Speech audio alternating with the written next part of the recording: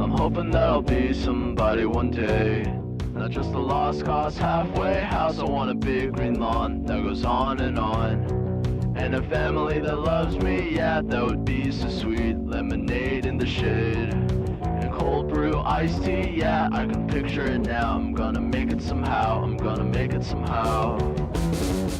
I wasted too much time trying to be myself, trying to be like everybody else, cause I thought what I wanted was be wanted by the wrong crap. That part of town, going nowhere, hellbound, chained to the same lame brain, wanna be daydream. Just a loser with a bad scheme, yeah, but that's all in the past now. I'm going fast now, going fast now. I've been knocked down, kicked around, losing my footing all over town. Fell flat on my face right into the ground. I've been lost all my life, but I finally found out of the storm and into the clouds. I'm homeward bound, I was lost and found.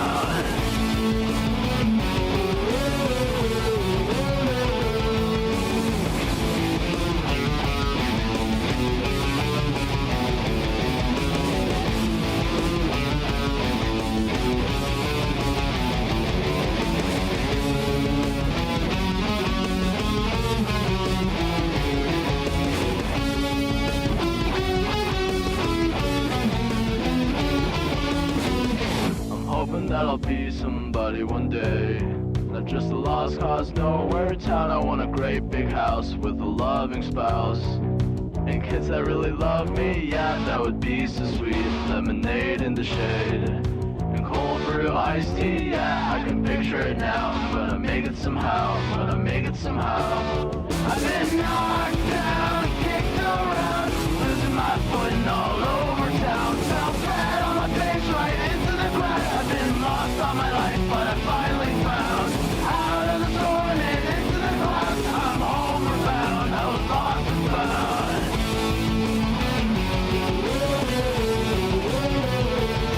I've been knocked down, kicked around, losing my footing all over town. Fell flat on my face right into the ground.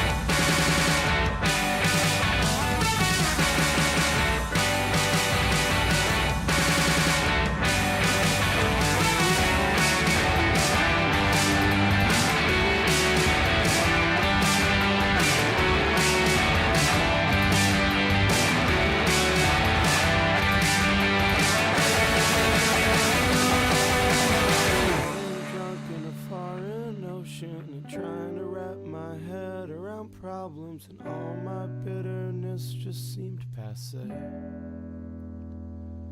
Because I realized as soon as I said it, how long it'd take to swim from Jones Beach to Indonesia. And maybe you're waiting on a call from me. And maybe you're working in a crowded restaurant, and you know all he's got a life so fucked up. You don't know what happened. Just like you saw me working at some restaurant in Paris, 'cause my life was just so fucked up, and I don't know how it happened.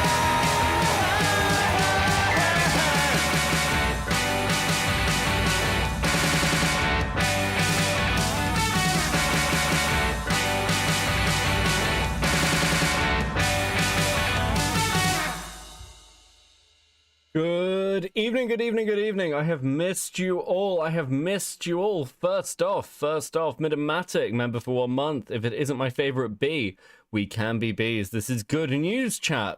Nick has broken my fucking brain. Also, Minimatic is like one of my mods, and I have no idea who they are. Like, changed your name. What the fuck are we doing? Cool Anime Girls, member for 7 months. Hi, Cope and Seether. Yes, hello. Welcome to the Cope and Seether stream.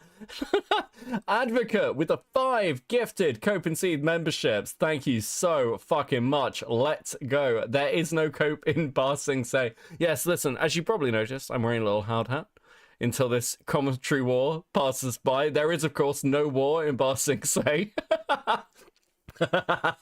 Fuck this shit. Fuck this shit. Oh my god, what a fucking mess. Pinker, member for 4 months. Becky, thank you very much for all the work you do, Pinker. I hope you enjoy being able to use your artwork as stickers in this chat or any other chats you're able to. I don't know how this fucking works. I don't know whether you can use them in other chats, but please, wait, hold on. I'm a member in other places. Can I only use them here? That's gay. But like, no, that's cool. That's our special thing. Okay, let's go. So, right, I have been insanely fucking busy. It is, the current video is about an hour long. The new Saber Spark video, it's about an hour long so far. If nothing goes horribly fucking wrong, it'll be out next week. It should be... it should be real fucking interesting. I'm gonna be honest with you. It should be a fucking banger. It's I'm excited. I'm very excited about this new video because I've been doing this for like 2 months. No, month and a half on this fucking story, and it is whew. And then we'll be back to normal content and normal streaming and me just doing random shit, okay? It'll be good. And as we get more members, by the way, I can add more emotes. So do keep that in mind. If you'd like more emotes to use in this chat, then you should become a member, because that actually does help me. Because I like adding stickers. Stickers are fun. I use them way too much. It is fucking ridiculous. But as tired as I am, and I am fucking exhausted, believe me, so we'll see how this goes. Leadhead released a new video, and I had a quick scan through it before I decided to stream. Kai Rise, you aren't going to bury Bonk, or is that for Xmas? I mean, I think Bonk's going to be a bit fucked after this video, I'll be honest with you. I have been speaking to Enter. I have been speaking to Mr. Enter, and I think Bonk might be a little bit fucked. I've gone from mildly annoyed to incredibly fucking pissed off. So we'll see what happens. Thank you for the 2, Kai Rise. Could you turn Leadhead videos into a drinking game? No more fucking drinking games. And not until Rotting finishes the animation that was the reason the stream got taken down. But I had a quick flick through this before I started stream, and they're using Tyler the Creator to talk about their relationship problems, which is fucking crazy. This is good news. We can be crabs. True, Linda Now. Thank you for the 2. Good evening. But yeah, like you modded me during the redacted stream. Please don't take my mod. I promise I'm a good boy. I modded you while I was fucking drunk. Okay, you can keep it. That's fucking hilarious. I was like, who the fuck is Midomatic? It's like, was I just modding? Guys, I don't remember that stream. Oh, fuck me. Nanja D Business, welcome to Coping. Thank you very much. Much appreciated. That's really fucking funny. That's hilarious. But yeah, so we are going to hear more about Leadhead's relationship. For those of you who didn't catch the previous streams on Leadhead, fuck me. Where do I start? Chat, where do I start? Chat. Okay, so Leadhead previously released several videos documenting their life. Within these videos, they detailed the fact of how they had an affair with their housemate who was like 18 and they'd moved into their house from like across the country, that they'd met on Discord. They had an affair with this person. They broke up with their girlfriend. And yay, Becky stream. Welcome in, Sapient Pairword. Thank you for the 11... Fucking hell, bro. 11 months at Coping. That's super based. Please enjoy. I've also updated the little members stickers, like the thing next to your name. So you got different pictures now for different months. I might do more of them. I think they're fun. I think it's fun to have some variety. Anyway, right. Where the fuck was I? Right. Leadhead. Yeah, the thing we're talking about. Basically, Leadhead had a fucking affair with this chick. And over the course of another several months, they patched things up with their partner. They had to move in with their partner into their parents' house because they lost their apartment. And then they met somebody else, and also the person they had an affair with, and another person. They turned all of them into like a found family. So the person they had an affair with, I can't prove this, by the way. This is just like from their own timelining. The person they had an affair with became either their son or daughter. Now, my understanding is, and this video will fill us in more, I've not spoiled myself, is that this fucking daughter or son or whatever turned on them. Betrayed them, chat. Betrayal! And now they've produced a 2-hour video talking about Tyler, the Creator, like pain and guilt. And I know at the end... they like fucking, yeah, listen, this is all crazy. This is all crazy. What, I am confusion? Yes, this is insanity. Welcome to the Leadhead insanity. So, like, fuck, betray me. I miss Spoonie, bro. I miss Spoonie. Fuck me. But yes, so that is the very brief TLDR. Fuck, does everyone feel vaguely caught up? Did that explain it well enough in, like, an insane TLDR? Like,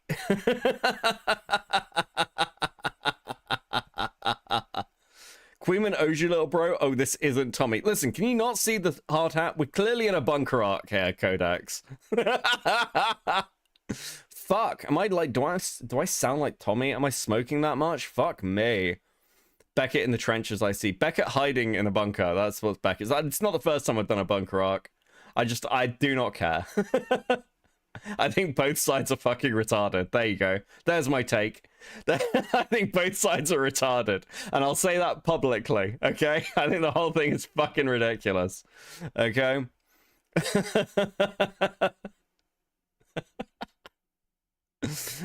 Fuck me. I did watch the whole... I've watched all of it, by the way. Just so we're clear, I've watched all of it at this point. Are you moving back to the bunker? I am. I am, C-Money. No hot takes on the draw. I don't think everyone's retarded is a hot take. I think that's a fucking pretty basic bitch take, actually. Thank you. Thank you for that. Kai Rides with the 2. Beckett hiding in his ACC bunker he made himself. Yes! I have. Listen, I'm protected. That's why I was doing this. I was like, 2016 was like, 2024 was like 2016. I knew what was going to happen in 2025. It's going to be like 2017. And I'm safest in a bunker. Fuck this shit. Cassie with the 5, bunker boy over here. True. True. Okay, listen, it's more memes. I'm sure it'll blow over. Like, it's whatever. Okay, cool. We good? We good? Everyone ready? Anyone got any remaining questions? How's your day going, Craig Beckett of crabs? Yeah, I saw Tommy kept calling me Craig. like a bucket of crabs was fucking great. Listen, my day is fucking great. I've had a great day video recording. I was on a train yesterday. I went on a fucking work trip, guys. I actually got out and got to go and see some stuff. It was really nice. It's been like 4 months since I got to like go to somewhere, and I feel so much better just like fucking wandering around in some sunshine. Dude, so nice. Beckett, how do you have the sanity to cover so much ACC stuff? I always end up rotting my brain with it. Well, dude, I think you do more than me. Actually, is that not true? I don't know. I have fun. I love the ACC stuff. The ACC stuff's great. This is a bit of a fill-in stream before we get back to what's been happening other places, because, like, for those of you who are waiting for that content, it is coming. There is calls with multiple people. I don't know how much of it's public, but I've heard multiple calls now. Autism and a not a nicotine, you'll get used to it. That is true. That is actually true. Gets a berry member for 10 months at Coping. Let's fucking go. Avatar looks older than 3 groins in a fountain. Oh, I just want to eat some popcorn and chill. Matty-ish to 2. I can't do. It's not kind to dyslexics. Fiction names. With a 5. Glad to learn that Black Griffin hates civil rights. Source Bonk's crack pipe. So fucking true. Bro, this guy's like, I hate him because he's a racist. The fact that he's a groomer is just the cherry on top. I've been, look, I'm A-logging Bonk. I'm A-logging the shit out of him. Do you know what Bonk is mostly posting? Fucking furry fetish Zootopia porn. It is fucking wild. The dude has completely cracked. He's completely cracked. I have absolutely broken the brony. Cool anime girls of the 5. Becky, you did not play Falgi's stream out loud on the train, did you? No, I didn't. I didn't. Mostly because I was wearing like I was wearing a fucking staff lanyard with my name badge in it. I was like, that might be a bit fucking risky. Sapien Pairword with the 5. Were you autistic enough to know the make and model of the train? I was not. It's amazing to see you break people back. It's really rare. I have gotten so many I have got so many DMs. I have got more DMs about me on Twitter in the last fucking like week and a half than I have ever got in my entire fucking life. Beckett, are you okay? Beckett, why are you tweeting so much? Beckett, what is going on? Beckett, you crashing out? And I'm like, no, guys, I'm not. It's just that this is the platform they're all on, so if I want to like fuck with them, I have to do it on Twitter. I don't have a choice. It's the only way to engage with them. If I do it over here, they can claim they've not seen it, so I have to go to Twitter. And do you know what? I've actually really enjoyed it. It's been fucking great. What happened taking Bonk away from the account? The other side of the account is a crazy one. Yeah, basically she gave it back to him. I think that's the impression I get. I do have some interesting information to drop in the video on that side. Actually, you will get a bit of an update, and I promise you, this video is going to be fucking great. Is it about the brony you're obsessed with and harassing? Yeah. Dude, I'm loving it. It is fucking awesome. Actually, fuck, I was getting tweeted at. I've also been retweeting this like shitter from the politics community, and they have been so useful. Big fucking shout out to Lima. Lima has been like, I don't think Lima realizes how much they fucking helped, but they're like tweeting kind of like half truths about me to like and like schizo posting, and I'm waiting. I've been trying to like kind of give them attention on the off chance that Brony Fandom contacts them. I think it's fine to say this now, like the moment's kind of passed, but I don't know if Fandom ever contacted them. I imagine Fandom's a little too paranoid right now to do that. But Amy New actually retweeted them and their like fucking accusations against me. It was legitimately fucking incredible. They're like, why'd you take the fucking drunk stream down, Beckett? Is it because you mentioned Woo? No, I talked about Woo like openly multiple times. It's been I took down the drunk stream for other undisclosed reasons.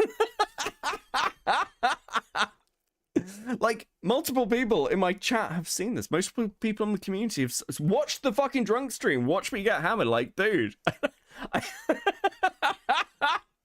There's a reason that stream fucking ended abruptly. Come on. Fucking hell. It's been so good. So Amy New's like retweeting this. I'm like, great. So the accusation against Amy New is she uses schizophrenic crazy people to like level accusations against people she doesn't like.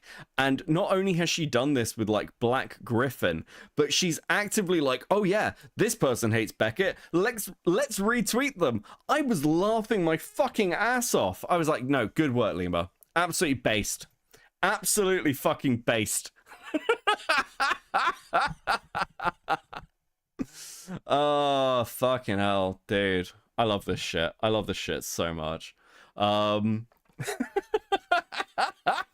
Fuck, I need to watch Perry's video. Perry did like a fucking like I tweeted out like a screenshot of it because I saw he put out this video on of like he like was acting Tommy. He was like, you need to watch this for information on Chud. And I was like, I saw it and I was like, it's going to have me in it, isn't it? So I click on it and I was like, there we go. Military veteran, but Beck of Crab, like whatever, the Crab of Beckett or whatever the fuck it is. No, please don't. I'm not going to do it on stream. I'm not going to do it on stream. Listen, Purple Parry is like an absolute like pure unrepentant troll. He is like a pure unrepentant troll, and you know what? I kind of like that about him. I won't lie. I don't know how well he'll do in the long term, but I think some of the shit is actually funny. Fucking hell. Are guys allowed where you are asking for, are guns allowed where you are asking for a drawing idea? I mean, guns are allowed, sure. I love Parry, okay, but the autism hyperfixation is way too much sometimes. True, Shogun. I think he'd accept that. I don't think he'd even argue with you. I think he'd be like, yeah, that's fair. Wait, have you ever been in the military? No. At all. Not at all. I am not a veteran. I have never done service. Okay? Never. Not once. Not one fucking day. Parry just knows how to push people's buttons. It's a natural talent of his. Yeah, he's really fucking good at it. He is legitimately good at it. And I kind of can't hate it. I kind of can't fucking hate it. Why is Parry the Platypus doing this drama? True. Purple Parry Gaming XQC of commentary. Dude, he's like doing math streams at the moment. It's crazy. Why did they think you're a veteran? I've literally no idea what that, I don't even know what, I mean, they don't, I don't know what that's even a reference to. I don't get it. I don't get the joke. Sorry. Parry, I'm sorry. But I'll promote the video. Fuck it, whatever. I fully believe Beckett has serviced someone, just not his country. Thanks, Cassie. Appreciate that. The base. Awesome. 07 in the chat. Jesus Christ. Okay, cool. Fuck. That's enough of the riffraff. You are a veteran of the ACC and SCC wars. True, C-Money. Like, dude, I do deserve some kind of medal. Oh, dude, Beckett of Honor would be a great stream title, actually. That'd be fucking banging. I might use that. Please, we know Beckett has serviced Diesel. Okay, guys. Okay. We're getting... Listen, I'm not saying... I'm gonna get DMs about that. Fuck me. Right. Bunker of Crabs? Oh, I do like that. Beckett, do you know there was a ceasefire written up by Keemstar with Tommy and Chud? Listen, oh dude, could you? I'm kind of surprised Keemstar hasn't gotten involved in this. Doesn't Keemstar love shitting on Tommy? Isn't that like Keemstar's thing? He's just waiting for an opportunity. Where the fuck is Keemstar in all this? What the fuck's going on? Do you know what is interesting? I will say this. What's interesting is how quiet everyone is. That is interesting. I'm just saying. Do you know what I mean? I'm just seeing patterns and just saying things. That's all. I'm not doing. Listen, I'm just a little guy. Oh, fucking yeah, Shogun, I saw your tweet. I did see your tweet. I was like, fuck me.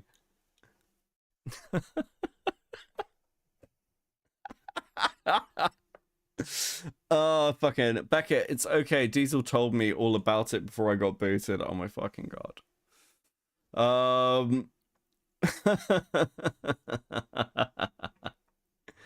Keemstar's too busy clickbaiting WW3 for the 69th time this week. True. Look at him chat. He's so little with his little popcorn. True. I love these little pictures. I thought this would be fun. Actually, I feel bad for not adding it sooner. Okay, listen, I'm clearly like fucking I got to play Crab Squad Sunday. I get to play Crab Squad Sunday. Oh fuck, let me know how it is. It's okay, Beckett. We were there for the drunk stream. I know. And eventually you'll all say, well, we condemn Beckett. We condemn Beckett and his insane right-wing rants. I should not drink on stream. It's a bad idea. Okay, cool. Fuck this shit. Let's get into this. This is Leadhead. This is Leadhead talking about their relationship through the fucking medium of Tyler, the creator, apparently. So this stream is going to absolutely go fucking yellow or red. So if you'd like to give me money to save on the fact that I'm not going to earn any AdSense, let me know. This video will almost definitely be demonetized. Any support? Okay, listen, Leadhead. It's okay for me to beg for money on my stream. You can't put this up so you can beg for money on my stream. That's not cool, girl. That's fucking, dude. That's fucking dark. That hurt. This is a 2-hour video you made, Leadhead. Like, you are not doing well from what I understand. So, like, why would you risk this going? Like, sub, become member, donate. True. Don't forget, actually, if you become a member at molding level, your name will be said at the end of the video on Saberspark that will come out next week. How good a deal is that? You can become a member for a month and have me say your name on a video. Dude, that's a fucking buck. Dude, so dumb. So dumb. Let's go. Oh, fuck. Okay, well, there we go.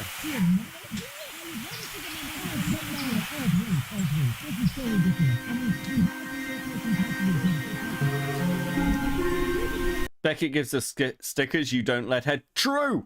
True. And you're only 6 away. The notoriety will go crazy if you become a member right now. So true, Shogun. So fucking true. I don't know why to okay, listen, I don't know how to I'm gonna go do my actual job. Biggest question, will you get the name right? Go to the park and film with me? True. Wait, what did she say? I'm gonna go do my actual job. Babe, you wanna go to the park and film with me? To be clear, from my understanding, at one point she was like, she had to move out of her own house. She had to move out of her own house? There's a dead body in there.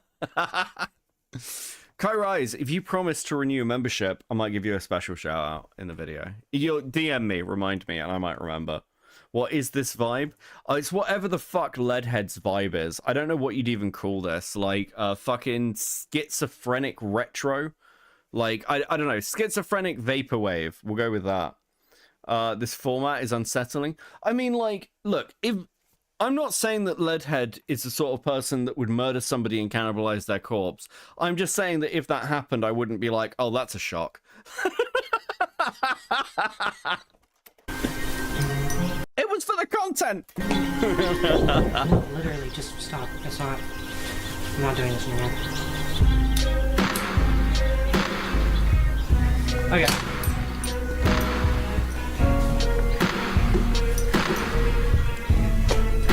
I'm gonna get the car started. I love you. Stay safe, okay?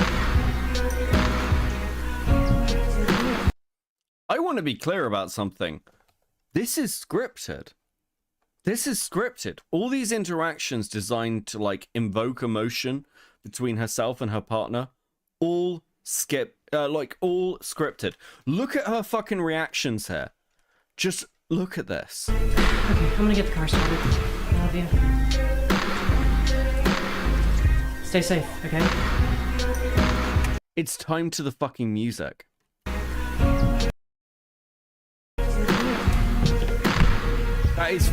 That's fucking wild. Okay, so one thing some of you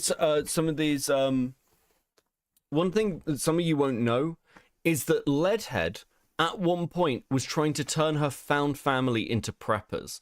When Trump was going to be elected, she started like getting them to like start thinking about having an emergency escape bag so they could flee the country to Canada. They talk about it in a fucking stream while playing Dead Rising. I'm not fucking kidding. Like this, the accusation I made against Leadhead was essentially that she was trying to start like an abusive cult and like controlling people. That was my general accusation, that Leadhead was a deeply manipulative person. And that's not my opinion, by the way. That's Leadhead's opinion of herself, because in one of her previous videos, she outlines how she is, like, deeply manipulative, and how that's actually, like, potentially a good thing, because it allows her to protect people. This woman is fucking insane. I cannot describe to you, like, if this video is anything like the others, and I have seen some clips of it, it's gonna be fucking awesome. Kai Rise, welcome to Molding. Let's fucking go, dude. Excited to have you over here. Can't wait to say your name recording a video. I fucking hate you, but I love you. I'm bad at keeping my emotions bubbled. You're good at being perfect. We're good at being... Didn't she date a minor? Okay, so here's the accusation with that. The accusation is one, and again, I'm not making this accusation, by the way, because I don't know if it's... I don't have any evidence for it, okay? So I want to be really hyper clear. I want to draw a fucking line. I'm just telling you what the accusation is. I am not making it. The accusation is that one of the people that she moved out was somebody that she met when she was when this person was 17, and during that period basically said, oh well, the family's abusive, you need to come out and move out with us and we'll take care of you.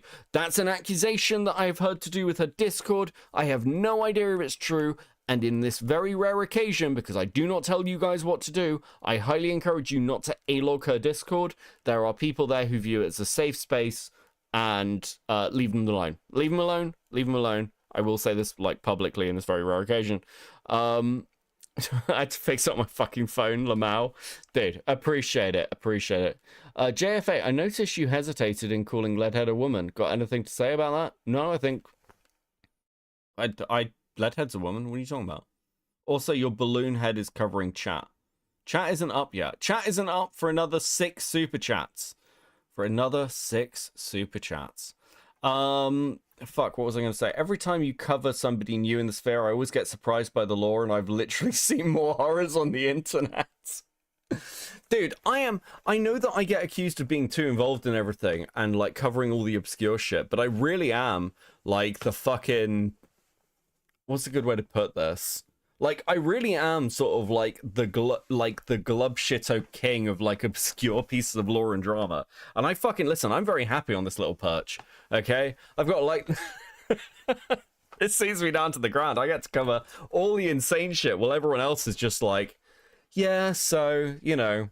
Actually, to be fair, I can't say that at the moment because everyone's covering Pirate Software's ERP, which is actually fucking wild. Dude, that is great content. I've loved watching that shit.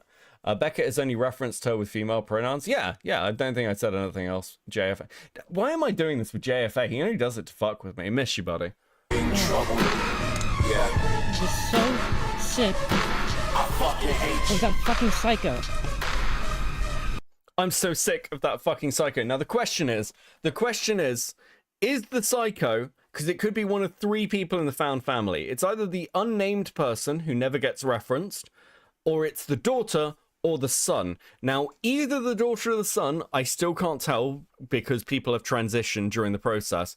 I can't tell whether the daughter or the son is the person Leadhead had an affair with. Maybe during this video, we'll find out. I'm excited to find out, Leadhead. Isn't it funny? Isn't it funny, guys, how the person who is constantly, like, manipulative is now in the position where they're having to make a 2-hour call-out video, not on another content creator, but on one of the members of their found family, somebody who, at most, is only 19 to 20 years old. Like, fuck me! Ban that JFA guy. He's being a total contrarian for having a different opinion. You fall in line with the ranks, or you get sent out to it.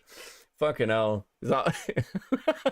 Dude, the commentary wars changed all of us. Kai Rise with a 5. So following what happened last time, you covered this Leadhead person, you know, 111 happened. What horror do you think you'll unleash here? Holy shit, that's true, isn't it? I am invoking it. It's just like, man, if she would just leave. If she would just leave us alone. That's all I need. That would just make everything better instantly if she was just gone. I don't know what she's getting out of staying here. I don't know what she's getting out of hanging around us. Bro, what is that shot? I don't know what she's doing staying here. I don't know what she's doing. I just want her gone. She's getting out of staying here. I don't know what she's getting out of hanging around us. What the fuck is this? Bro, we are 1 minute 39 into this. What is going on, bro? I'm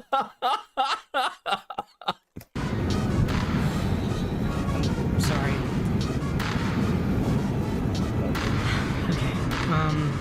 Okay, work mode. I'm gonna just read through the script real quick. I'm just gonna go off of memory. Okay,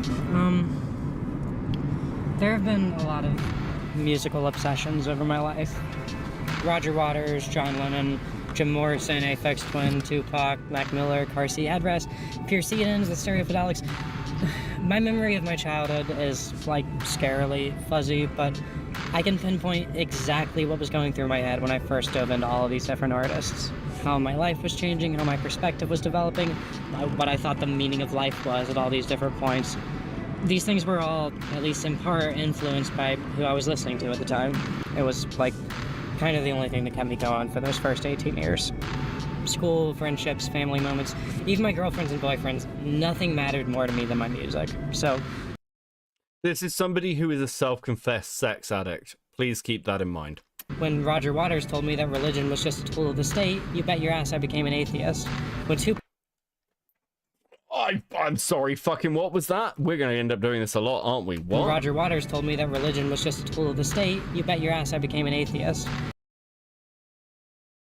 Oh, this video is gonna be a fucking banger, isn't it? How does this only have 17k views? This may be the best video on YouTube ever made. When Tupac said that the ruling class invents conflict between the lower and middle classes so that they can run off with the money, you bet your ass I became a communist. I became a communist because of Tupac.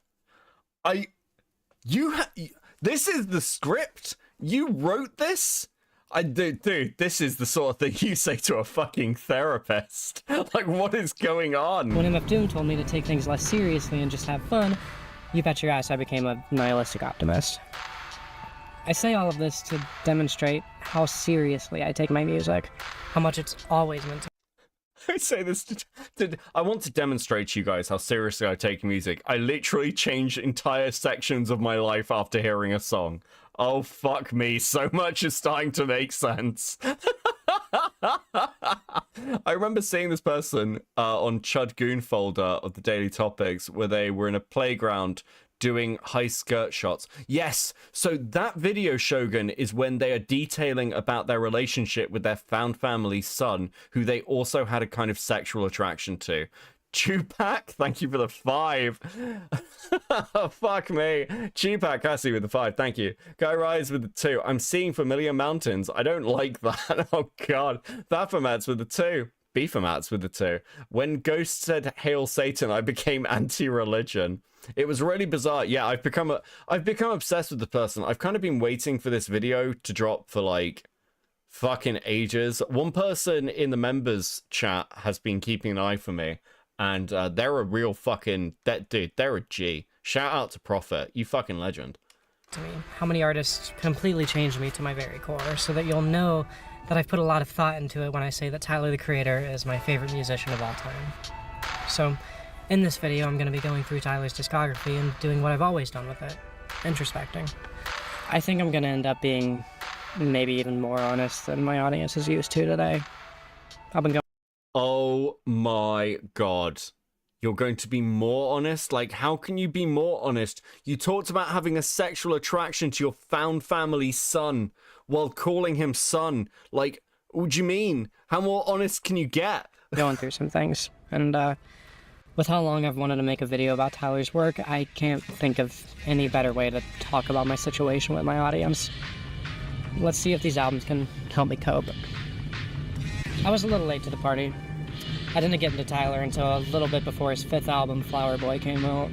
For those who don't know, Flower Boy's the album where Tyler came out as bi, and when you know it, I had just recently realized that my couple gay experiences weren't just a fluke and that was just part of who I was. This is psychotic. Right around the time. This is actually psychotic. I'm fucking, dude, I'm crashing out. I'm crashing out. This is so weird. that album dropped. As it turns out, every album that Tyler's dropped since then seems to have come out at the perfect time for me when I could really relate to it. So, what I really want to do here is talk about each album. We're going to briefly go over the mixtapes, Bastard and Goblin, but to be honest, there's not too much that I have to say about those, so let's just get started and we can work our way into the meatier albums.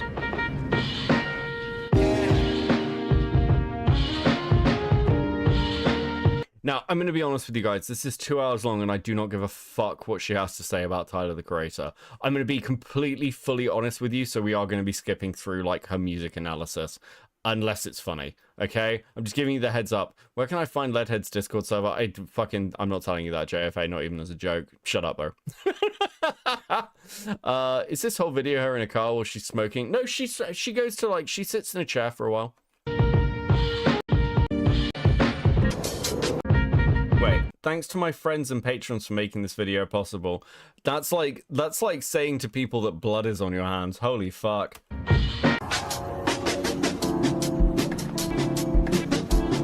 Came out at the perfect time. I didn't get into Tyler until his 5th album, so while I can't say, yeah, Goblin came out at the perfect time for me, what I can say is, holy shit, I wish I had this when I was in high school. My high school cynicism was scored by Pink Floyd telling me that all of this was a waste of time because I was just being indoctrinated into a system that consumes everything it touches. Now, that's true about school even when you take Thatcher out of the equation, but... Oh my fucking god. Holy shit. Oh, fuck. Like, dude, how do you get, like, less than 6 minutes into a video before you mention Thatcher as an American talking about music? I'm gonna fucking kill myself. Holy shit. But, man, all Pink Floyd taught me was that I should be depressed about it. If I had Tyler's early albums in my headphones back then, the lesson I would have learned would be fuck all the bullies and all the teachers, be proud of being a freak, and don't be depressed because you're different. To be honest, it should have listened to the bullies. Should have listened to the bullies, things would have turned out better. It's pretty easy for me to believe that I would have gotten a backbone way earlier in my life if I was hearing kill people, burn shit, fuck school, instead of shown how to feel good and Maybe told this to will feel turn bad. into a drinking stream. I've got that backbone now, but that's a relatively recent development. To be even more honest, having a backbone a couple years ago probably would have spared me from the whole situation that's motivating this video. I'll get into that stuff later, but just stick with me for now while I lay down the groundwork with these first 3 albums. I'll be quick about it. Really, what grabs me about Bastard, Goblin, and especially Wolf is the...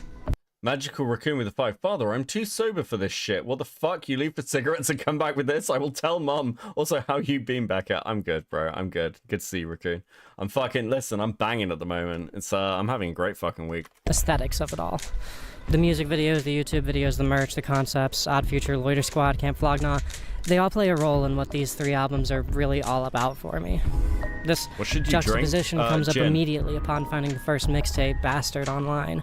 Weird, unsettling imagery of a bunch of kids with some uncanny photoshopping, mixed with that juxtaposition where murder and elevate the music and take it a notch above just shock and different sounding. To this day, even Tyler has never really made anything that sounds like these first 2 albums do. It all works musically, albeit in a really dissonant way, but it falls into this uncanny valley of sound. Okay, I literally don't care. A couple junkies wouldn't miss. If feels so matter-of-fact, which is emphasized especially in this example by the cold drop into the chorus after that last bar. Like I said, it's sort of sometimes sentimental side of the Odd Future era. Songs like... Okay, I just need to cover one more album before we start getting into the really emotional, interesting stuff. Wolf is still cool though, so don't skip. I don't care. Life, replacing Sam as a member of the friend group. I can have a little bit less of, Oh, wait. This is just the best marketing. Coming from somebody who wasn't listening to Wolf back when it initially came out, this just made me so... emphasizes how broad of a net this album casts, how complete of a picture you're going to get of who Tyler is when you drop yourself into this dude at a summer camp and taking over Sam's life. Silence Beckett, a white woman is speaking about rap, listen and learn. Thank you for the 7 months. It's seething, Hamish. Okay, fair. Fatherless song? Yeah, this dude. He had a huge friend group, he got the girl of his dreams. Wolf was the end of an era. More than that, though, Cherry Bomb is the album where we can... Okay, hold on. Who I am, so that all the albums that he made afterwards can tear that person down. I am having both. Okay, hold on. Nobody could have ever made this album better than Tyler did. Wolf is, for all its quirks, basically perfect as far as I'm concerned. His next album, Cherry Bomb, while being my favorite album of all time, is a lot less perfect than Wolf is. This is when things start to get interesting. This is when the songs start to feel more and more relevant to the nightmares that I've been having, both when I'm asleep and...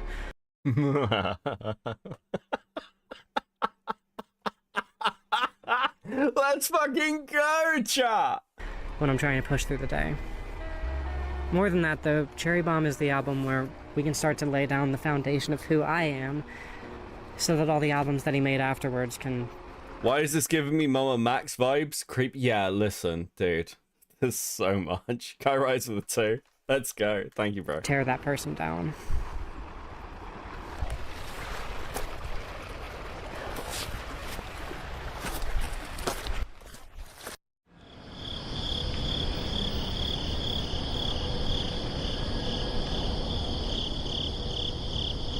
I got a family member that likes this music. I should send them this.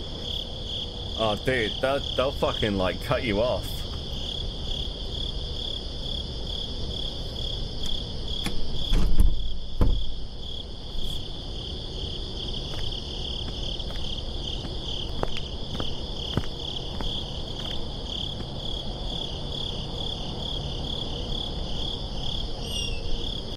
Oh wow. How symbolic. Guys, do you see the symbolism? Do you see the symbolism of not being able to access the bathroom you're comfortable with? Is that like poignant enough for you? Did you catch that? It like Trump's been elected. Do you guys get that? Dude, I'm fucking probably like clip Andying her so bad, but like, fuck me.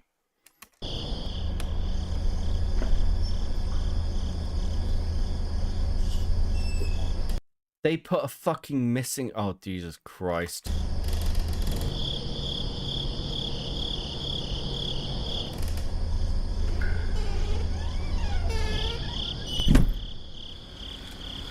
Is Beckett having a stroke? A little bit.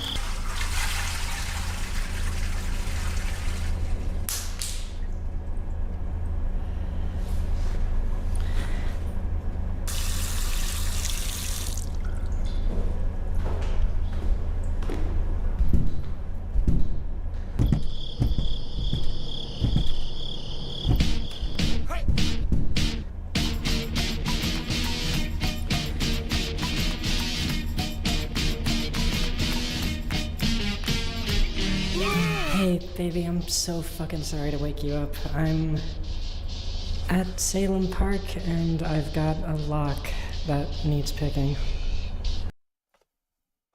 What is actually going on? What is actually happening? Like, what are you doing? Like, this is so, like, there's something so fucking weird about telling intensely personal stories about your life while framing it in kind of like an incredibly arty way and talking about a musician you like. Absolute cinema. Thanks for the 5 Hopkins. This is so weird. Is Jason in the woods nearby? We're not that lucky. Come on. Come on. I'm so fucking sorry. Do you think you can come over here? Thank you.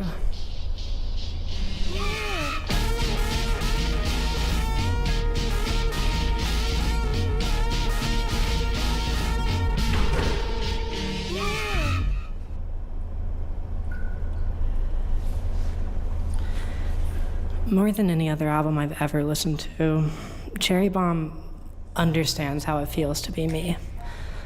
One of the traits I'm happy to say I share with Tyler is ambition. I'm gonna kill myself during this stream. Like, I may actually not be joking. Like, this is it, right? This is actually it, surely. Like, it doesn't get any more fucking insane than this. Like, we share ambition. Bro, you have crashed your channel into the ground. This video came out 6 days ago and has 17k views on a 343,000 sub channel. Leadhead has videos with millions of views on them. She is she at one point was a massive video essayist for the gaming community. And like, you have crashed your channel into the ground while running a psychotic cult, and you're now like fucking, what is this? You're now making like, okay, comparatively massive. Like, she wasn't small. She wasn't like 70. Do you know, if I get 17k views on a video, I consider that video a failure. Like, I consider the Hypnotist Sappho video a failure, like, views-wise. Like, I like it. It's a good video. Like, I enjoyed making it. But, like, dude, if it's less than 30k, I'm like, dude, what the fuck's going on? Like, sorry, Nicholas programming, lol. Like, if I was getting views like this, I think I'd just, like, make another channel. Like, what? What do you mean ambition? You have completely allowed your self-obsession to take over your channel and crash your YouTubing career. This is her job. It's a fucking wild thing to say. Gaia with the 2, you know what else is massive? Yeah, listen, maybe I need to add that to a fucking soundboard. This is true cinema, true. True, don't disagree with that. I'm someone who can always see what change I want to make in my life next. I've always got a goal in mind, and a lot of the time, I've got a plan to work towards it.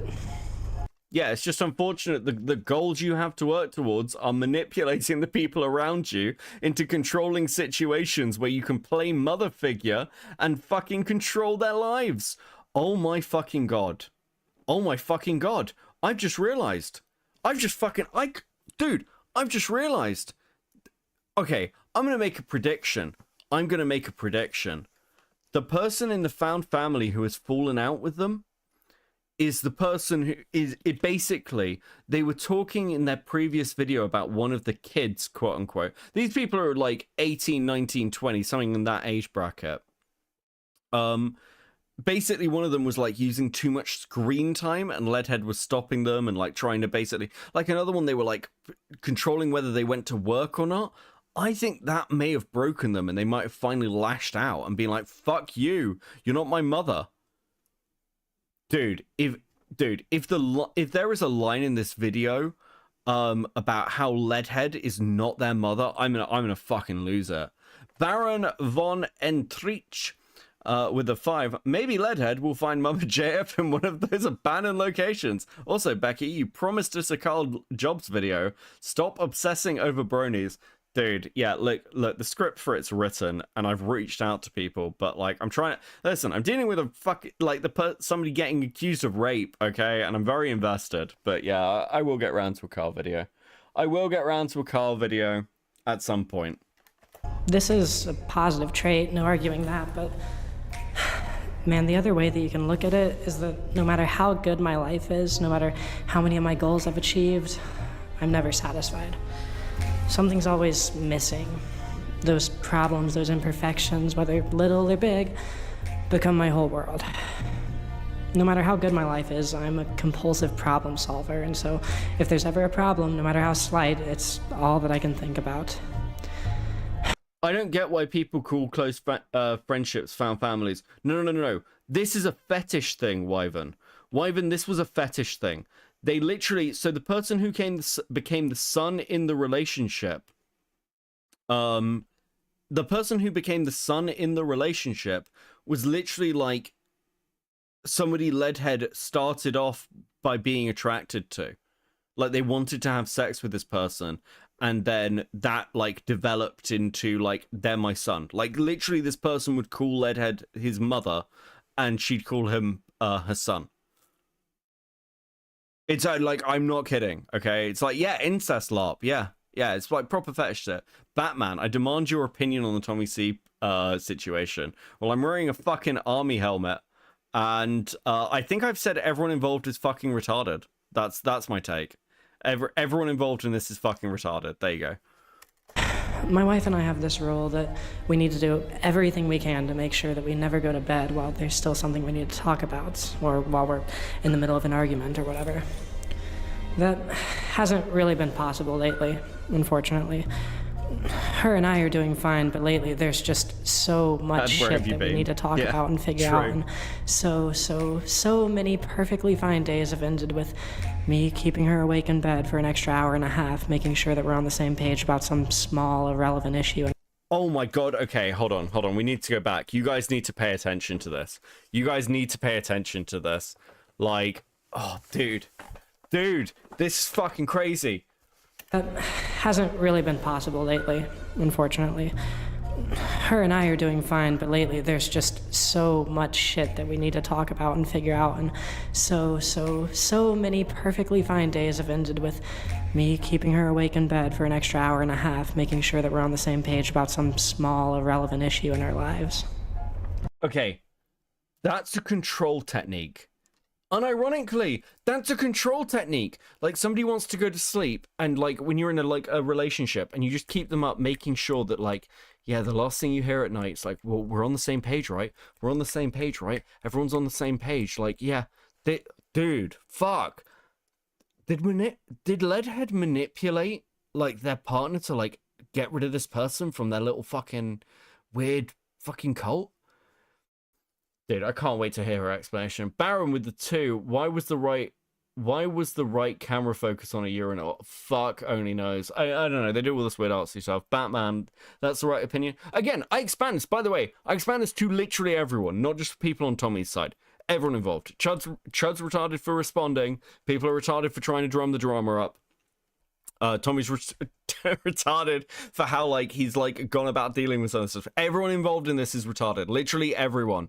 Okay? I do not care. I think the whole thing is absolutely insane. I'm so fucking done. Ambition is the reason that I've achieved everything that I have this early in my life, but it's also the reason that I can hardly ever appreciate any of it. Jesus. Cherry Bomb, Tyler's 4th album, is a love letter and a promise to music, and it's a treatise on the Sisyphusian struggle of the ambitious. We'll get into the ambition side of things shortly, but let's start with the love letter and promise to music part. Like I said, Wolf was the end of an era for Tyler, and if the last song, Alone, is anything to go by, he was starting to get pretty tired of doing his original shtick. Cherry Bomb can be seen as the awkward transitional album between old and new Tyler. Look at Shogun fucking, like, starring Beckett. That's a fence-sitting position a little bit. Backstabby for having a nuanced take. Okay. Well, I can't be annoyed at everyone. Dude, fuck this shit. Fuck this shit, man. I refuse to be one guide into it, Shogun. You can DM me about it. Baron Von and Trees for the 2. This is just a word salad. True. Yeah, it is. It's just that the whole point of this is to make an arty video so they don't have to just like come out and address this stuff like publicly. Okay, yeah, thanks for the thumbs up, Shane. We'll do the chud thing. You can contact me privately. I don't fucking know. Jesus.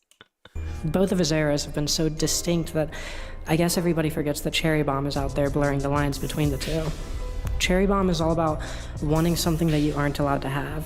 In Tyler's case, that thing he wanted seems like it was just to be an R&B pop artist instead of an edgy rapper.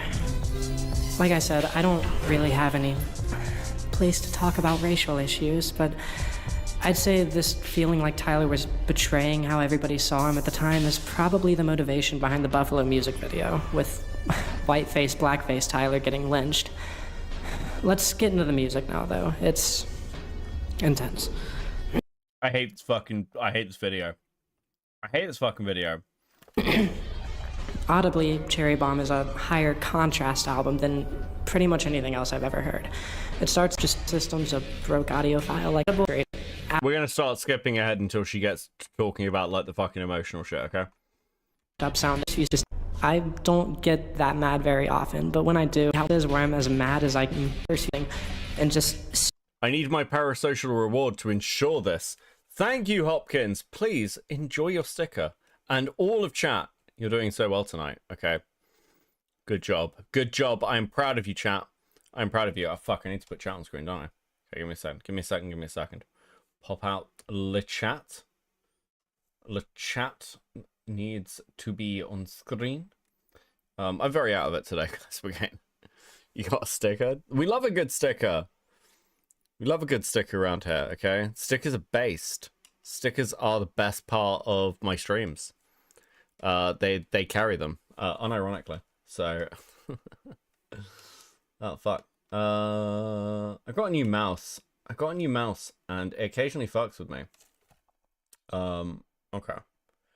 Come on, let's do that. There we go. Chat's on screen. Let's fucking go. Guys. Super proud of you all. So is she hating on Tyler? What did I miss? No, she loves Tyler. She's using Tyler as an excuse to talk about this shit. Scream these lyrics in the car. If I'm not mad, the first few songs on this album just give me a headache, but in those rare instances where I'm as mad as I can just cape. Just so we're clear, Shogun, I'm assuming I've just realized as well that I'm saying this to Shogun, and anything I say now is going to end up on Twitter, isn't it? Fuck's sake. Capable of getting. This is exactly how my feelings sound. It's the opposite of what I wanted. I don't get that mad very often, but when I do, it's almost always because of one of those nagging imperfections my problem-solving mind likes to hyperfixate on. Then I get mad at myself for not just being able to appreciate all the good in my life. If you listen on speakers that are actually good enough to understand the lyrics here, you'll realize that Tyler's rapping about that exact same shit.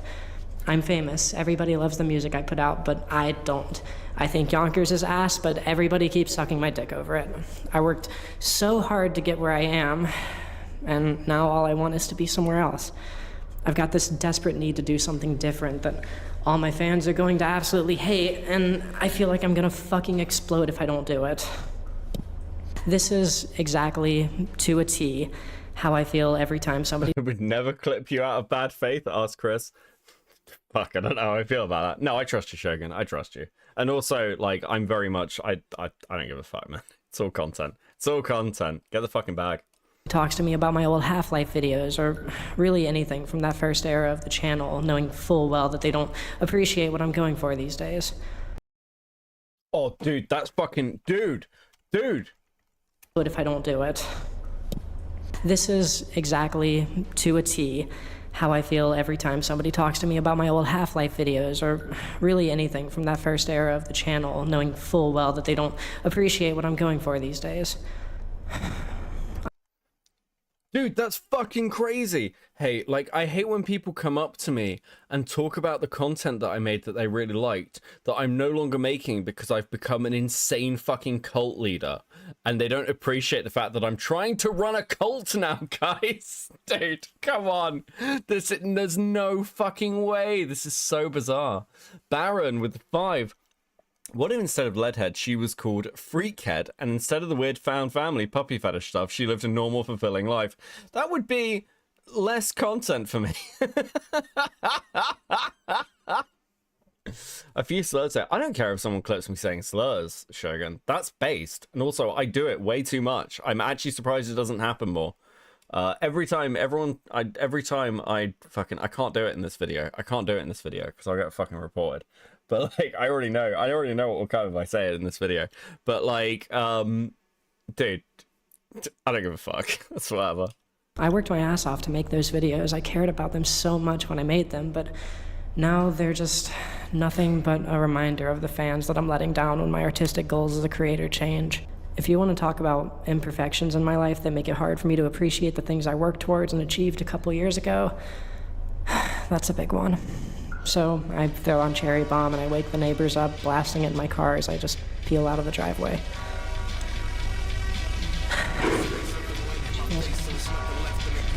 Then, the next thing I know, after I've worked through a bit of that anger, my brain turns back on and I realize that I'm listening to this. Cool Anime Girls with a 5. When Mama Max talked about YouTubers basically being cult leaders, was he talking about Leadhead? Dude, everyone's trying to start a cult. Myself included, by the way. Buy a membership.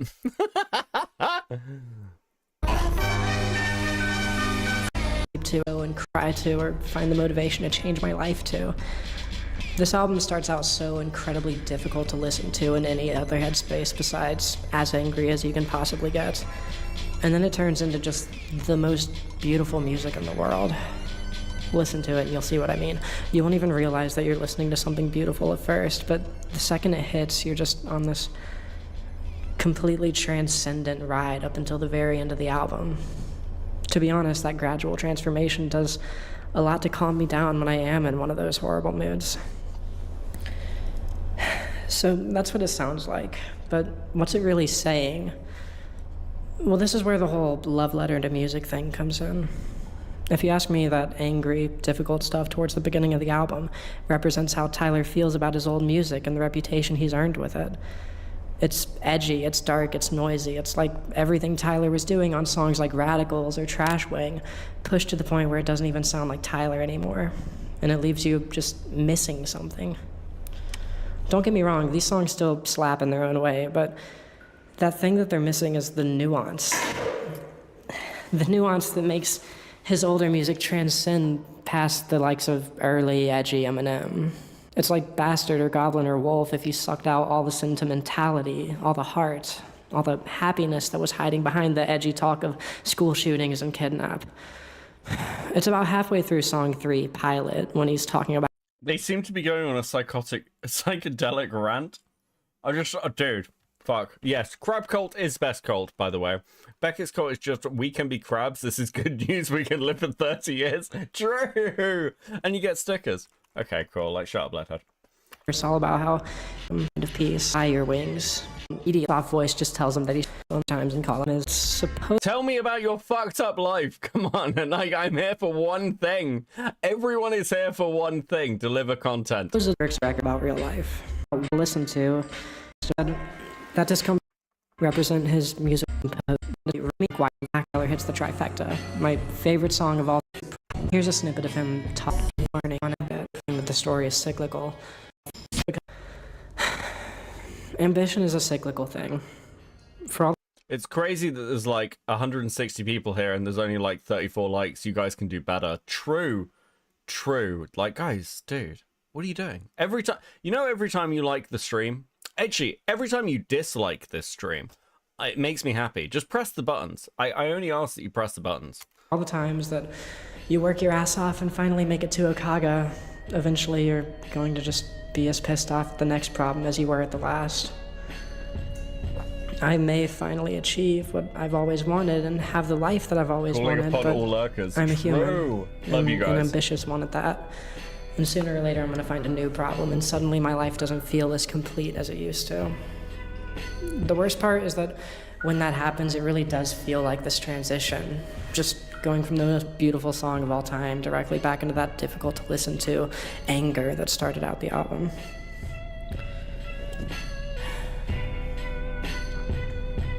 I know I'm moving forward, but whenever that happens, it just feels like I'm losing all of that progress. I'm right in the middle of that right now. A few months ago, I was talking about motherhood and love. Shit, I even got married recently, but...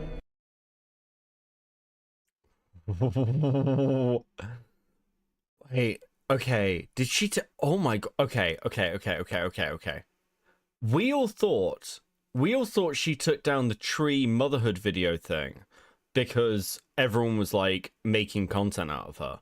What if that's not the case?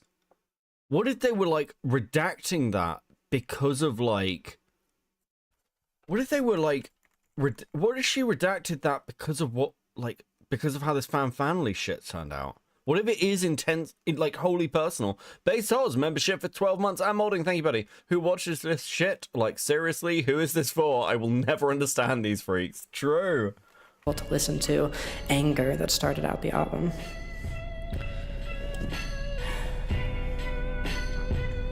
I know I'm moving forward, but whenever that happens, it just feels like I'm losing all of that progress. I'm right in the middle of that right now. A few months ago, I was talking about motherhood and love. Shit, I even got married recently, but as of lately, on the chart, I'm directly at the beginning of this album, in Death Camp, and I'm as mad as I've ever been this month. Yet again, it feels like everything I've ever worked for is either falling apart or like it was never even enough in the first place. I'm sitting here thinking about what I could have done to stop this from happening, and... Just an idea. Listen, I'm just spitballing here right off the top of my head. Not turning the girl that you had an affair with and nearly ended your relationship into one of your found family children would be up there right at the top of decisions you could have made that would have, like, not fucked your life up. I know that sounds crazy. I know that sounds insane. But honestly, it feels like this is a problem of your own fucking making. God, if I ever want to do some shrooms and go on a trip, I just watch this video. It really is, like, fucking head case shit, isn't it? Just stuck with the knowledge that nothing I could ever do would have been enough to cut out the metaphorical cancer that's in my life right now, or stop it from spreading so far in the first place. That cyclical feeling to it all, like everything I'm ever gonna fight for in my life someday just won't be enough, and each fight will just be replaced with a new fight, a new fear, a new thing that it feels like I'll never have, over and over and over again until I'm dead. It hurts. The looping transition from Okaga to Death Camp is maybe the most cynical thing I've ever heard an album do, and the worst part is that it's so incredibly accurate how it feels to be ambitious. Every time I finish making a video... You know, there's this thing with narcissists. Like, I've heard this before. No idea if it's true. I'm not a psychologist. I don't know.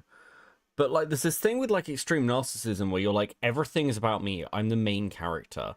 And isn't it really interesting to listen to Leadhead be like, these albums are about me.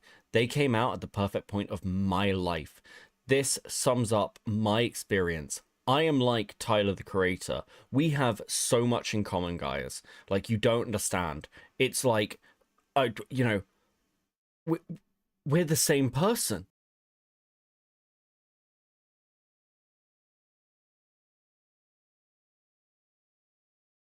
Gonna help. I might actually go and find the rum. Oh, fuck. Is it? It is an everyone and everything thing is an accessory. But you are the main character, Beckett? Listen, only on this very limited platform. Dude, I'm not even the main character of my own fucking community. Oh, Mini F? Mini F? Fuck. Am I back? Am I back? Am I back? Am I back? Did it fuck? Am I good? I think I just set fire to my floor. Give me a second.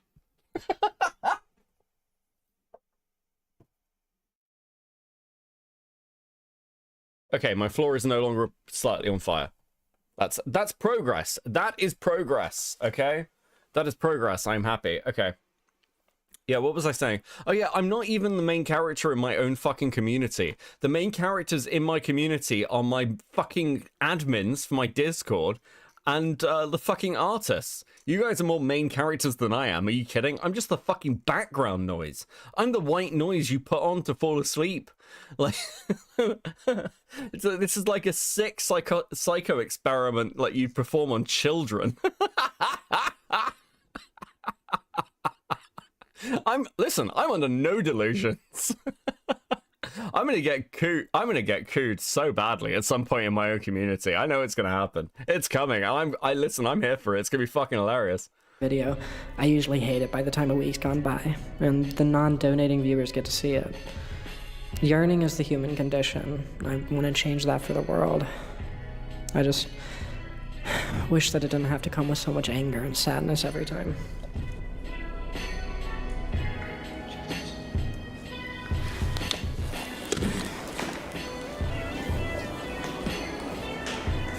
It happened to Liam Donovan.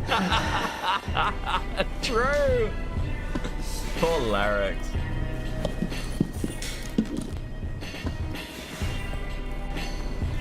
Hey Ivy, how you doing?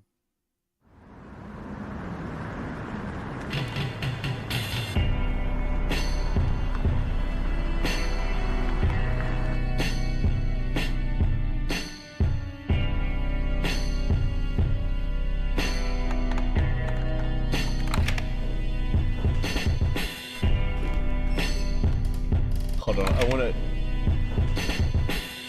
Look at that fucking run. Beckett sleepy time calls when? Listen, maybe I'll make it a fucking Patreon tier. That's one sleepy time call a month. No, we're not doing that. That's a joke. It's a joke. We're not fucking doing that. Hey, Mish, thank you for the 2. Dude, what is this run?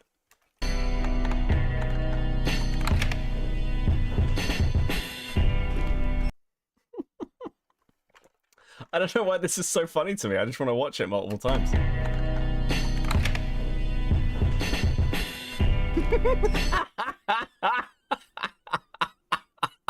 This is Reddit core. True, Ash. Go Rise with the 2.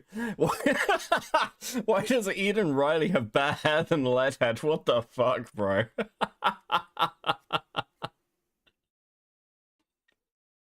Oh, fuck me.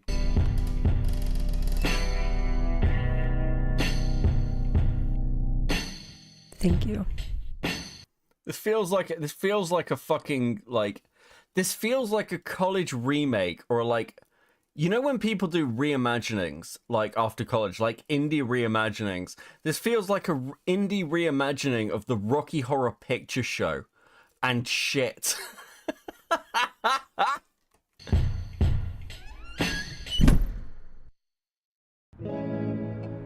Nah, fuck it, one more time.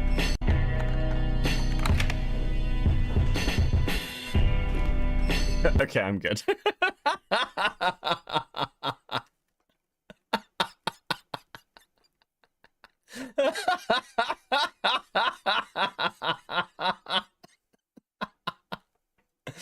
Dude, what the fuck is wrong with me?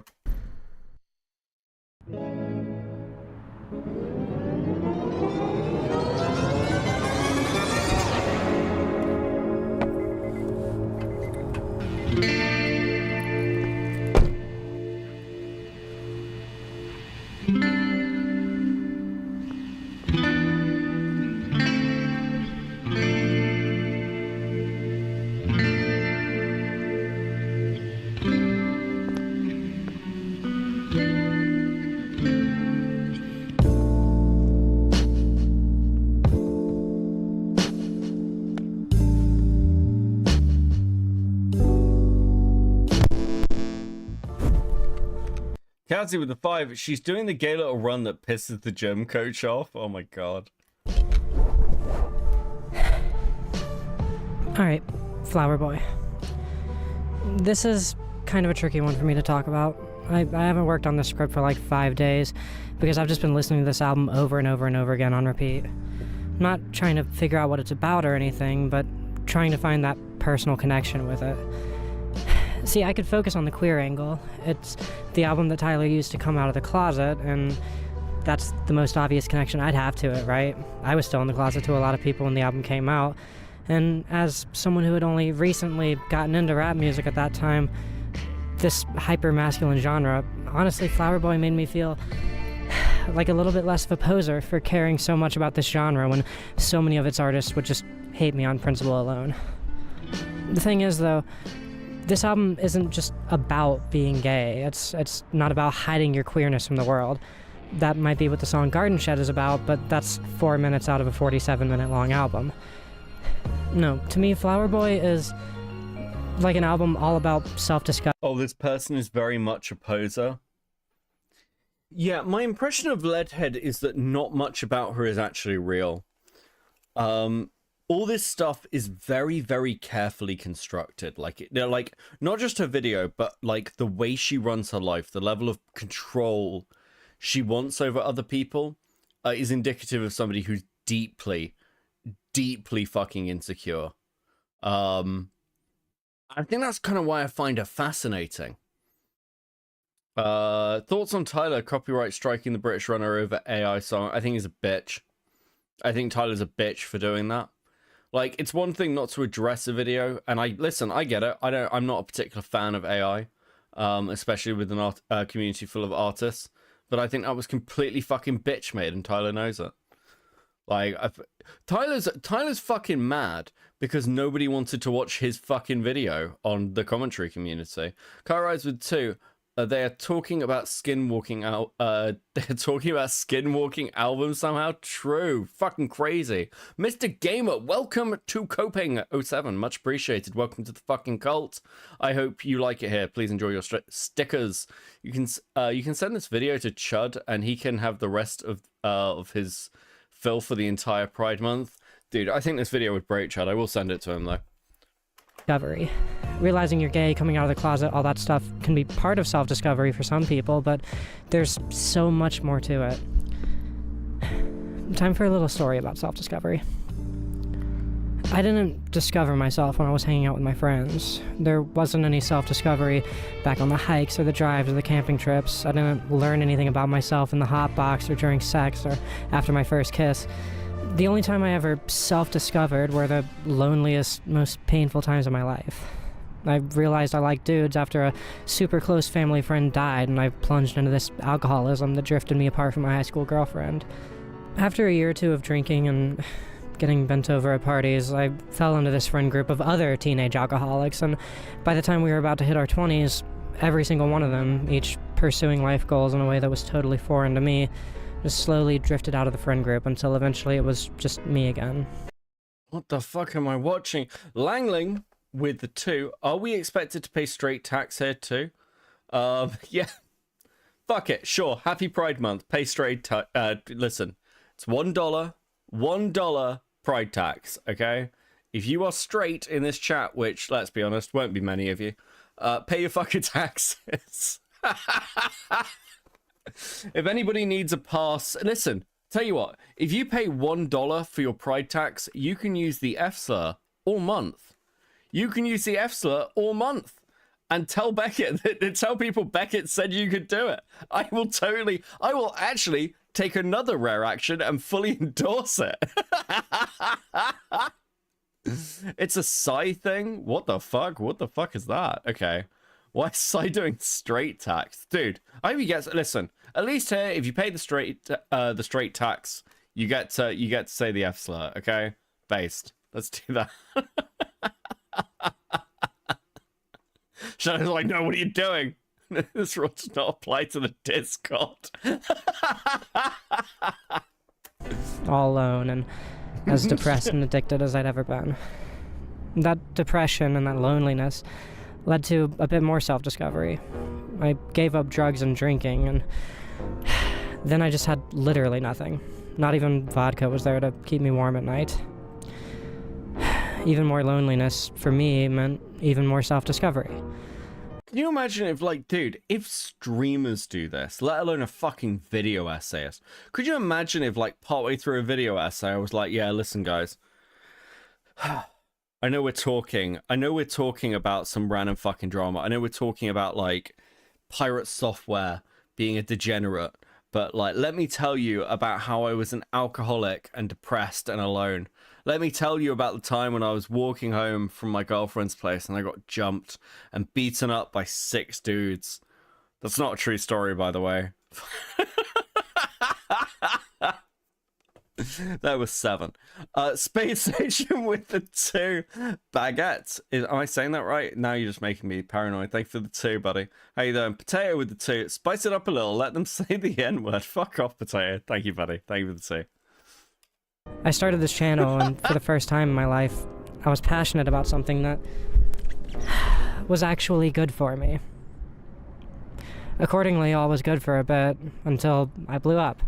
And suddenly, over the course of about a week, I went from sharing my thoughts on some niche topics with like 300 people to having a platform that was more than a dozen times bigger than the population of the town I've spent my entire life in. Suddenly, there were a couple 100,000 people out there who would love to... Wait, you spent your entire life in one town? Bro, what? I've met so many YouTubers now who are like this. Like, yeah, I've lived here my whole life. What? Why? Move. Do you see Internet E-Whore Bonnie Blues call out towards I'm Alex? I haven't, actually. Fucking at me on Twitter about it. That sounds kind of funny. To be my friend, and yet somehow I didn't have a single friend, or at least not in real life. Can't imagine why. Can't imagine why you didn't have any fucking friends, Leadhead. It's a complete mystery. I'm sure it wasn't because of your incredibly annoying, toxic, narcissistic personality. It was just me and my childhood bedroom and my computer and a pile of money like nothing I'd made. Beckett, small towns are hard to move out of. Yeah, but she has the she had the money to. She could afford to. Like, her channel was like really successful. She was making big content when AdSense was paying out. Like, dude, she could move. Before or since. Lols with the Lolo with the 5. See, I'm just her my life also followed a rapper's album, but my life is following Kanye. And let me tell you, I no longer care for Jews. Fucking hell, bro. Dude. Oh, that's fucking hilarious. Thank you for the 5. Digistar DB with the 5, sending you money to tell you how literally obnoxious a constant Chris Chan sighing is. And you're the 5, so true. Midomatic upgraded membership to molding. Thank you so much, 07. Can't wait to say your name in the next fucking video. Let's go. Also, you guys just hit the fucking goal. You get another sticker. Let's fucking go. Dude, I am so proud of you. I know that for many of you, you worry that your parents aren't proud of you. I can't tell you whether they are or aren't. What I can tell you is that I am proud of you. Okay, you guys are doing so fucking good. So fucking good, guys. The money was so good, in fact, that I was able to move out and get my first apartment. A few months after COVID started and we were quarantined, I finally moved out of my parents' house. I was making enough that I was able to cover the rent entirely on my own, with plenty of wiggle room too, so I was successful at everything, except getting back that social life that I missed more than anything else I'd ever had. And so I sat alone in my fancy apartment and plunged even further into my loneliness. I'm going to start college in like 2 months. Based! Dude, have the best time. Take it seriously. I believe in you. You're going to do fucking great. College is awesome. Mr. Gamer with a 5. I got an injured knee, so drama is how I entertain myself. Bro, dude, I've got an injured soul. No, that's really gay. That's really gay. Actually, to be fair, the law of me, like, I think it's well-known law that this is just a terrible fucking coping mechanism. But, like, still, I know you're feeling. I know you're feeling. This is the best way to deal with it. Don't do healthy coping mechanisms. Just watch drama and become a drama streamer. And then throw your life away. It is super based. Fuck, man. All I wanted was to get back to the days of my childhood and my teenage years when I was just chilling in this park with my homies every afternoon. I wasn't living on my own for like 2 months before I realized, oh shit, when I'm not living with two people who've been calling me this one name for 22 years, I actually stopped feeling like that's a good name for me after all. So, at the loneliest point in my entire life, I ditched my old name and my old gender and became Penelope. All that... Wait, what? Wait, what? Hold on. Are you a poet named George Lucas? I'm not, but that would be hilarious. I'd write Star Wars poetry. What the fuck did you just say, Leadhead? I wasn't living on my own for like 2 months before I realized, oh shit, when I'm not living with two people who have been calling me this one name for 22 years, I actually stopped feeling like that's a good name for me after all. So, at the loneliest point in my entire life, I ditched my old name and my old gender and became Penelope.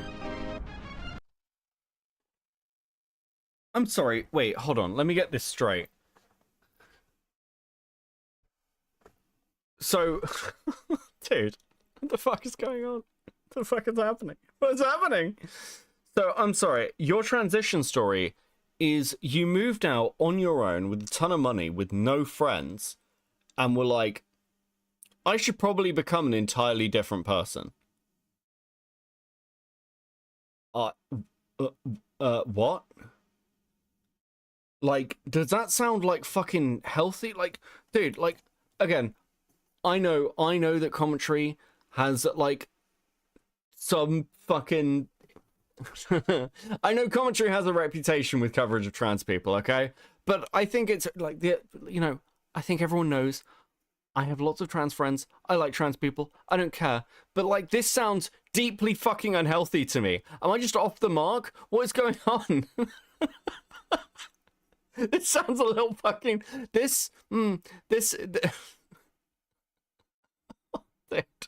Nate with the 5. Beckett, did you get any chance to look at that DDLC stuff? Is that guy community as farmable as the ACC in your expert opinion? I haven't had a chance to look at it yet. It's on my list. I've just been dealing with Saber stuff. You have the best trans friends? I have the best trans friends, that's true. I don't know. I'm so fucking like sus on anything Leadhead does or says that, like, it's really fucking hard for me to tell. Like, wait, what? Wait, hold on. Lord of Destruction, welcome to Coping 07. I think I'm going to be able to add more stickers, guys. Dude, okay, guys. Apparently, I've just been told that her actual, like, her other transition story contradicts this. I don't know if this is true, but, like, if I can get, like, a fucking... Dude, hold on. That's fucking insane. Is that true? The MG, the Bonnie Blue stuff, based. Let's go. Hold on. Metal Gear Solid 2.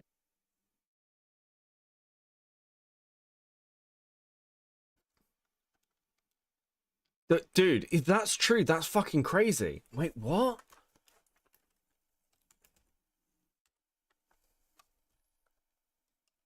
No fucking way is it going to be different.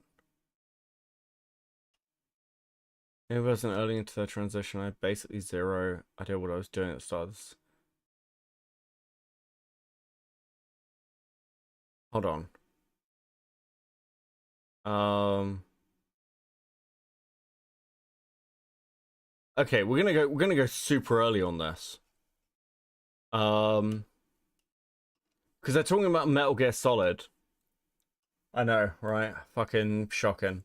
Shocking. I'm as shocked as you, chat. Is this true? Solid 2, Sons of Liberty. I've talked many times moment for both my channel and my person. In the couple of months that this channel existed before that video, I did my best to keep things as impersonal as possible. I provided what I took from various pieces of art and diluted the mix with as little of myself as possible. At that moment, though, for the first time ever, I talked about my fears, my apprehensions, my hopes, and my feelings. Since then, that's become the main thing that separates my channel from others in my eye. That interaction is the single driving motivation behind all that I've done here in these last few years. As scary as it's been sometimes, and as nebulous as the code of conduct for YouTubers is, I've bared myself... Okay, starts at 9:20 apparently. Just today. A little bit later that year, my channel was hacked.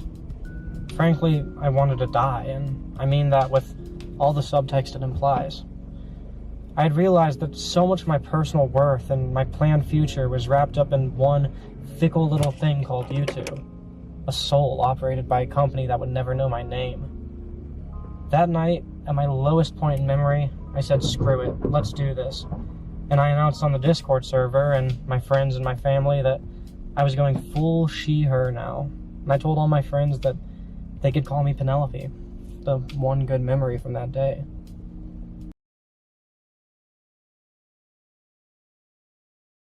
Wait, so what? Wait, so this video is like 3 years old. And so her original thing is like, I was depressed about hacking, and that's why I transitioned. I was like, fuck this. And she was like, I announced this to everyone, like friends, family, everything. And her current story in her new video is, I transitioned because I was completely alone and at my lowest point, and then decided that this was the time when I could reinvent myself. Wait, am I fucking crazy?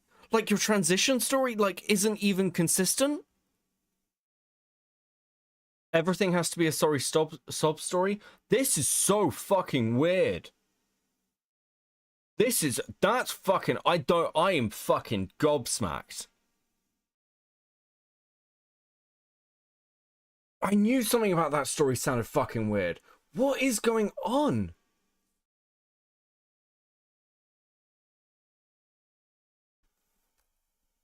All that loneliness, all that emptiness, it turned my life into a blank slate, basically. You know, the perfect arena for self-discovery. I had my channel, but that was basically the only thing that I decided to keep about myself post-transition. At my lone... No. It's like... It's not quite, like... I don't know, maybe it's a pause Andy thing. Maybe she's like, you know, that's when I came out and told people. Loneliest point, I figured out what clothes I like to wear, what types of people I like to date, how my voice sounds, how I feel about my parents, what my kinks are. No, I look through, like, the fucking... Hold on. Discovery. I had my channel, but that was basically the only thing that I decided to keep about myself post-transition. At my loneliest point, I figured out what clothes I like to wear. At my loneliest point, I figure out what clothes I like to wear. Now, I looked through the transcript on the other fucking video, and she's talking about her friends bringing her clothes. These don't match up. These don't match... Chat, these don't... Chat, they don't match up.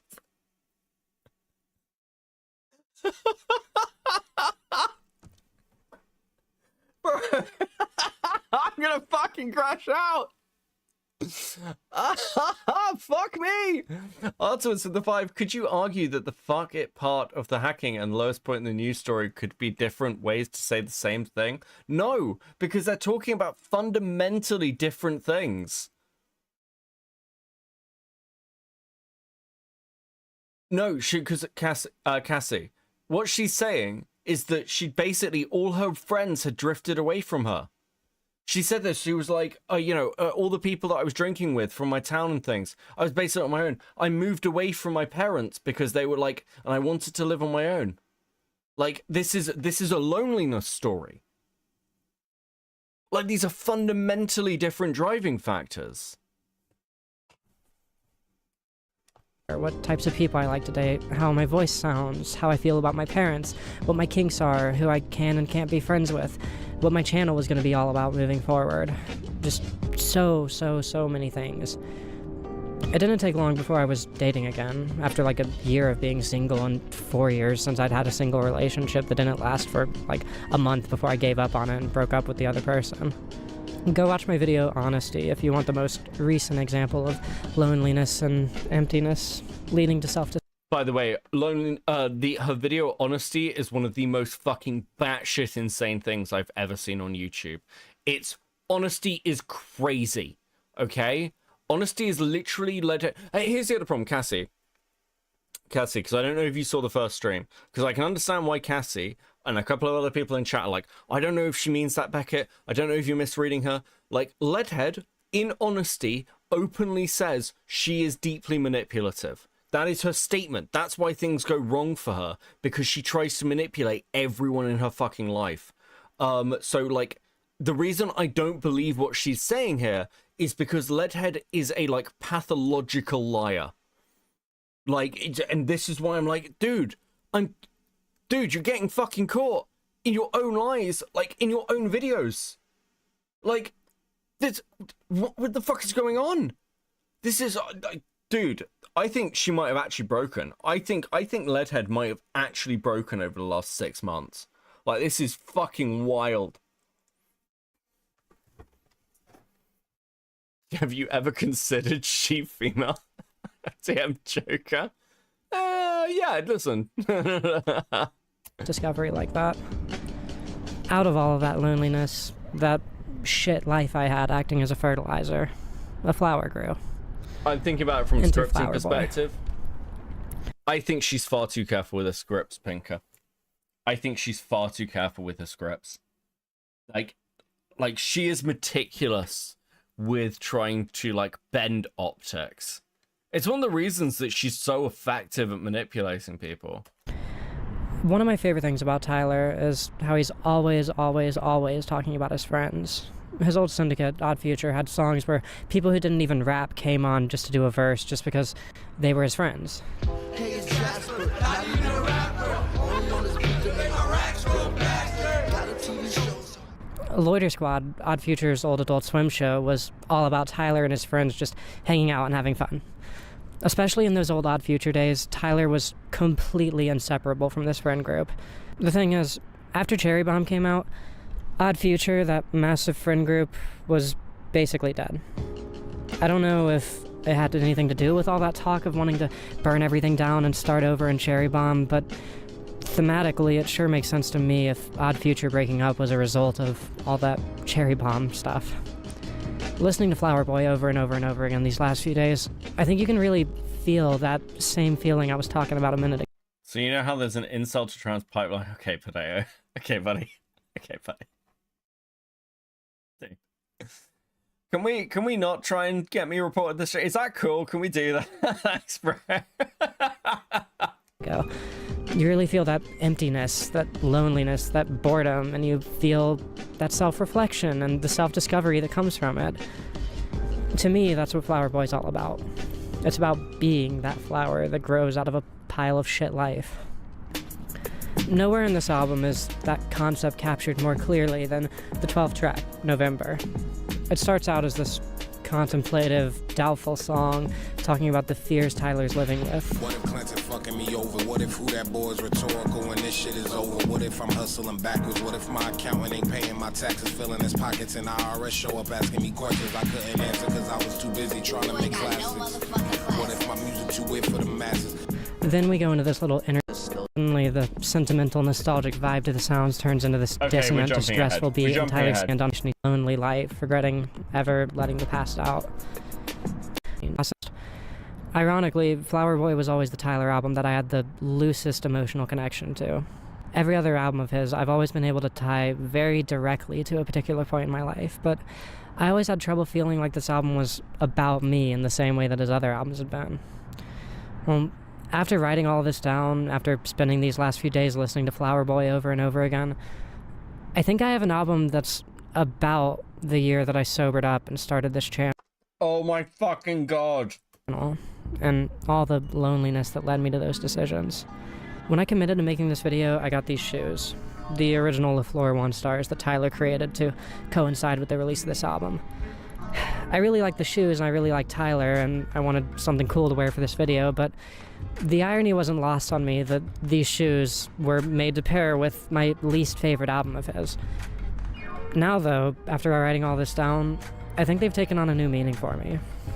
These shoes, for me, now represent one of my favorite things about myself. These shoes are a symbol of how I'm able to take a pile of shit and make a flower grow out of it. I fucking hate Leadhead. I actually, like, holy fuck, Christ almighty. Like, I'm sorry, like, this is her prepared content. Can you imagine how fucking insufferable this person must be in real life. Like, these shoes symbolize my ability to grow flowers out of like shit, because like, guys, my life was trash, but I've like blossomed into this like Leadhead.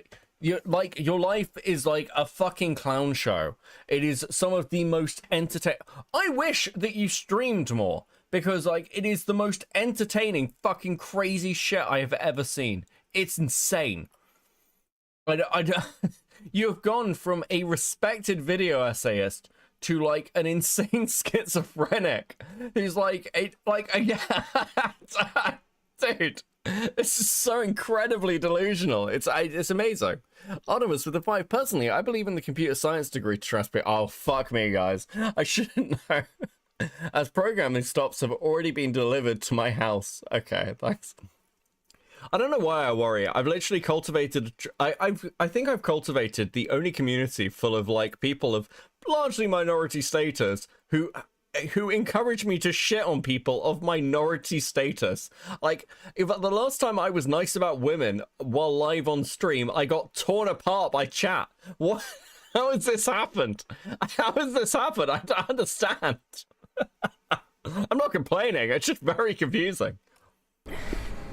I guess I already hinted at this a bit after I was talking about Cherry Bomb, but right now in my life, I'm staring at another great big pile of shit. And all I can really do at a time like this is introspect and hope that I can turn it into something beautiful. It's kind of what I tried to do with all my negative feelings in these videos. I just gotta hope that I can do what the musical outro on Flower Boy suggests and enjoy right now today. I guess making this video is my first step towards that. We like making jokes about ourselves and we want you in on the jokes. A little bit more about this pile of shit I'm staring at than I was originally intending to. Frankly, I'm afraid of the consequences that might come up if I do talk about it. And What, you mean like being covered by me? And Leadhead got really fucking annoyed when I covered them last time. Like, they actively privated their Twitter. They actively private or block me? I think they privated their Twitter while I was fucking live covering them. This really bothered them last time. Afraid of the... I'm afraid. But I don't think this video is going to feel complete if I don't talk about this. Please do. Please do. Listen, I'm fucking excited. Leadhead, I am here for it. I can't fucking wait. Tell me the details. Give me the tea, Leadhead. But to do that, we are, to do that, we're gonna have to move on to the next album. So, I'll see you in a minute. Always staring at shit. Is every surface a mirror? Oh, dude, brutal. Okay, that's a fucking good one. Thanks for the tea. Strap in. Let's fucking go. Let's fucking go.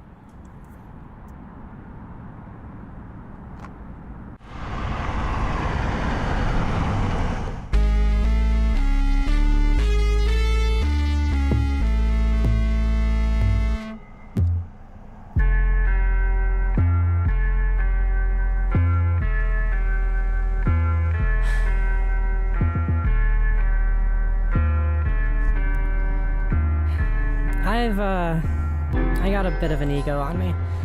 If I make a bad judgment call or do something wrong, I'll own up to it, but when it comes to subjective things, matters of opinion, I'm the most stubborn bitch on. Hold on, we're gonna go back a second. I got distracted by something. Somebody was screaming at me about Dan Burst for some reason. Dark Quackers with 2. Lewis McClung suffered the same viewership fate. Oh, dude, yeah, I heard his channel's not doing well. If I...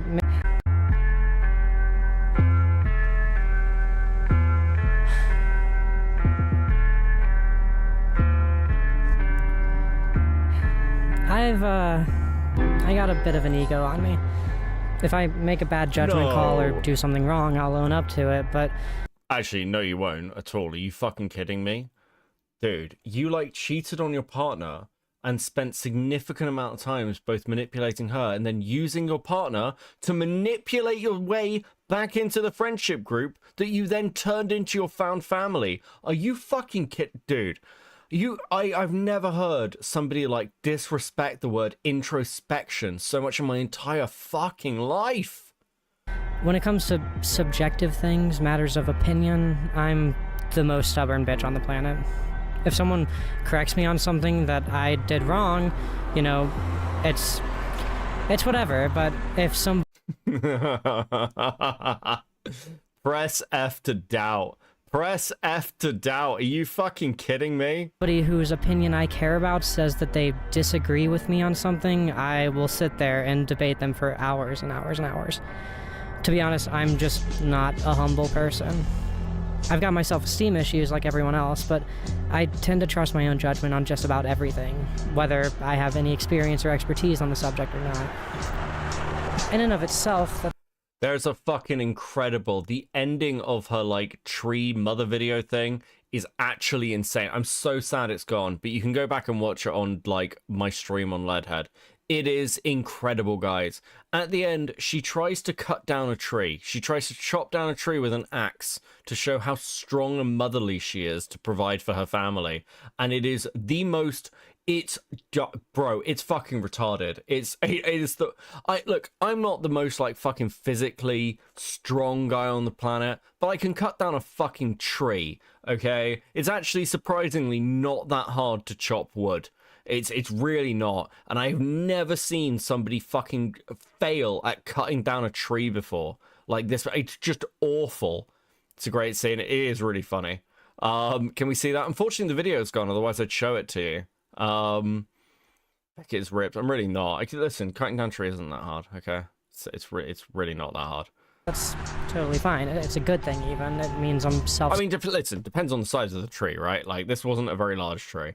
Sufficient, and I'm not afraid to just put myself in unfamiliar situations and learn as I go. Shit, it's the whole reason I can do this job, to be honest. As long as I'm not an asshole saying to people things like, oh, you're wrong to feel that way, it's fine, right? As long as I'm not talking over the people in my life. Wait, hold on. To be honest. As long as I'm not an asshole saying to people things like, oh, you're wrong to feel that way. Wait. Isn't that what you did to the girl you had an affair with? Isn't that exactly what you did to that girl?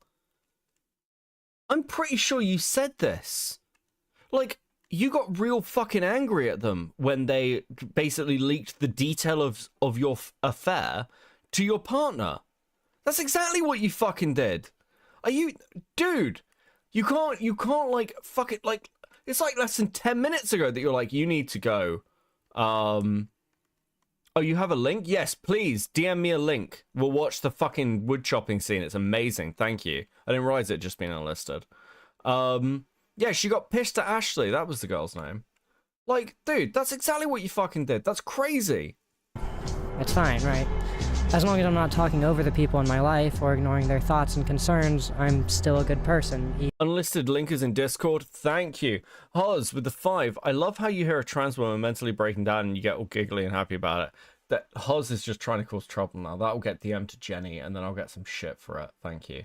I appreciate you, bro. I appreciate you so fucking much. You know what you're doing. Hold on. Girlfriend also moved... Wait, what? You know you're at the bottom of your Discord long-distance partner moved to your hometown instead of the other way around. No fucking shot. The girl, like, the fucking now wife moved to, like, this is May 1st, 2022. Sorry, I'm not showing this to you. I got fucking DM'd it. That's fucking crazy. That's so fucking wild. What, where is this? Where did it get put? Oh, dude, there is a fucking... Dude, that's fucking so cool. Someone did a, like, Someone did an axe... Is that a Pinker drawing? Is that Pinker art?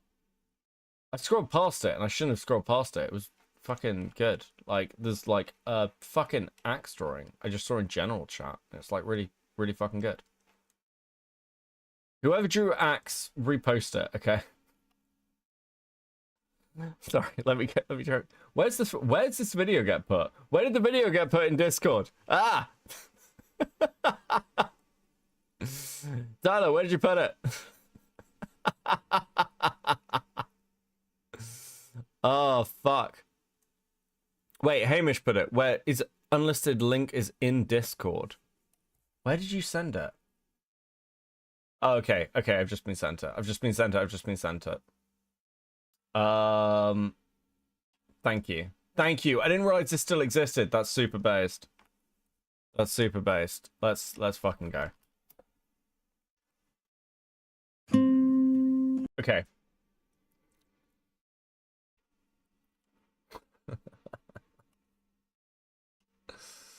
Oh, fuck. Oh, fuck. Where the fuck is it? Ah, here we go.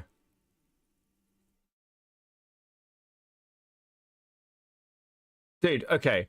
This is, firstly, let's just watch this for people who haven't seen it. This is fucking incredible. She's fixing her quote-unquote son's car. Honest, if we have a problem of some kind.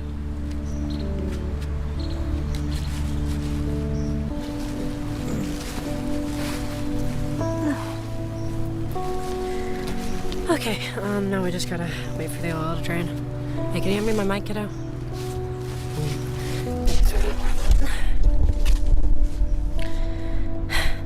I'll be real. It kind of breaks my heart to say it, but I feel more like these people care about me, the real me, than almost anybody in my biological family does anymore. Why do you think I'm not afraid to say things like that in these videos? It's not like any of them will ever watch this. Well, I'd like to point out that, like, she begins this video by asking her mum to, like, talk to her before she watches this, I think. And I can't remember which way round it is. this list keeps on growing longer and longer, forcing me to revise this section of the script over and over and over again, but let's settle on 3. There were these 3 particular moments, each with my son, that... Her son, who is 19, by the way, and once again started off as somebody who they were sexually attracted to. really affirmed for me that this is where I'm supposed to be in life. That being a mother is just part of who I am. It's my place in the world. The first was just a few days ago when my son told me that me saying that he taught me a new kind of love I've never felt before was one of the reasons that he felt like he could never take his life. Then you've got the time that he gave me the spare key to his car without me asking for it or anything. After going on a whole tangent. Isn't it interesting that that would mean so much to the person who has massive fucking control fetish and, like, manipulation stuff going on? Isn't that fucking interesting? The day before about how he thought it was really toxic and controlling that his biological father kept trying to get it from him. The last was just a few weeks prior to that when he said something that nearly made me instantly burst into tears. This 19-year-old boy, neglected by his family and rejected by his church-going community. This 19-year-old boy who is easily the most sensitive and one of the most easily hurt people that I've ever met. This 19-year-old boy who spent his whole life feeling so incredibly alone in this world told me... What's that, Leadhead? You find vulnerable people online and move them into a house with you from across the country? Wow, that's super fucking wild. I can't believe it. I've never heard of anyone doing something like that. I think there's a word that, like a really specific word you'd use for that. But, like, oh, it's the tip of my tongue. What would it be? Oh, yeah, cult! That sounds like a fucking cult! Holy fuck! Some random girl who happens to really, really care about him. That I was everything he wished his biological mother had been. That's how I know that this whole experience has been the next step of my discovery of my place in the world. Okay, kiddo, that's probably gonna be done draining in just a minute, and then all we gotta do is clean it up and put in the rest of the oil. This 19-year-old boy you also wanted to shag. Ah, fucking shag's a great word. I haven't heard that in ages. Thank you for the 2. Spencer Howard with a 2. Unrelated, but are you across the Tommy C crash out yet? Listen, yeah, fucking, I know. Listen, that's what the helmet is for. There is no war in Ba Sing Se. All sides in this war are fucking retarded. That is my official position. I do not care. There you go. Good to see you, Spencer. And we are good, and Spencer can drive again. So, Oh, here, let me go ahead and grab the oil dish.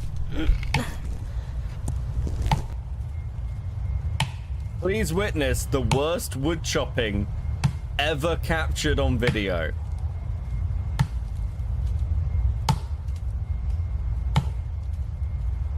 Holy fucking shit.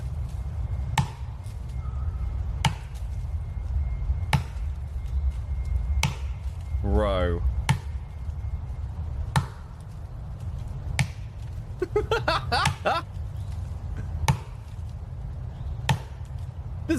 There's no angle to it. There's no angle to it or anything. There's no alternating in the cuts. What are you doing? Why? Use a fucking saw. Okay, thanks Craig for that brave take. Listen, that's not a brave take, Spencer. That's my honest take. Okay? I can listen, occasionally I can have an honest take in the same way that occasionally chat can get some stickers because you have hit a goal. I'm so proud of you. Well fucking done.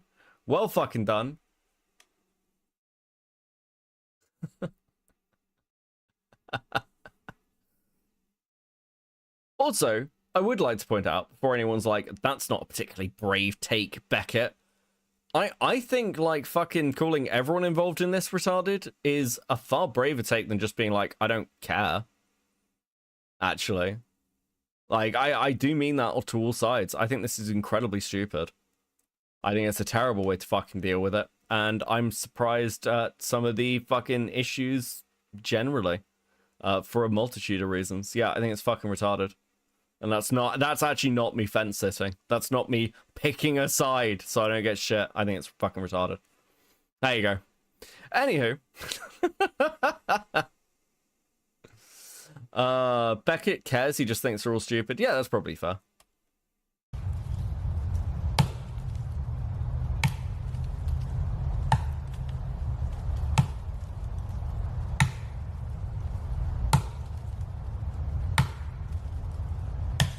Yes, I am gonna sit here and watch you chop wood. Yes, that's exactly what I'm gonna fucking do. Oh, it's funny, Spencer. I don't disagree with you.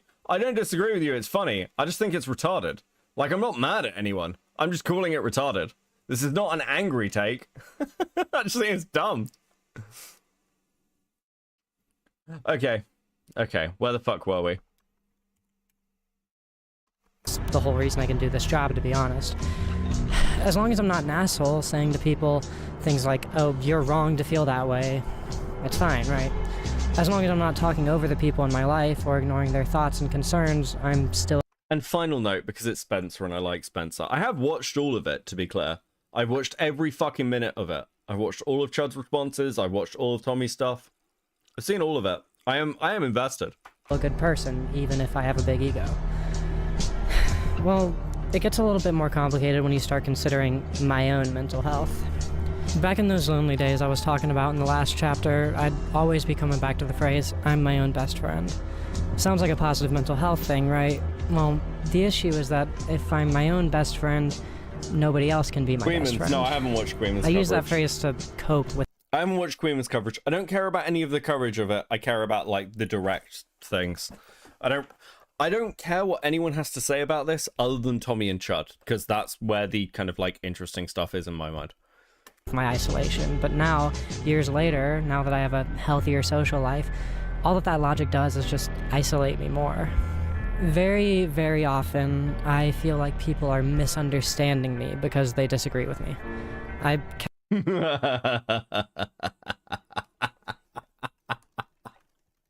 Bro, I think people are misunderstanding me because we disagree. Okay, I need to make sure that I'm not like pause Andying her and like fucking taking out of context. We're gonna move her over to the screen a bit more. Okay, we're gonna give her a bit more space, room to breathe. Okay, because I am unironically fascinated with my isolation, but now, years later, now that I have a... You don't have to be nice to me. I'm a attention whore, shit stirrer. My schizo super chats to Chuds rattled Nicholas. Dude, has no one learned this about me? Dude, I was promoting Perry earlier. I love the shit stirrers. You guys are my favorite people in these communities. Why do you think I like Queeman? Like, why do you think I liked Queeman before he was a streamer? Everyone seems super surprised when I like shit stirrers. No, that's the point. Healthier social life, all that logic does is just isolate me more. Very, very often, I feel like people are misunderstanding me because they disagree with me. I catch myself thinking shit like, God, if only I could just explain my... I'm sending Parry $50 on PayPal for his Tommy Troll. Thanks. Based. Tell him it was from me.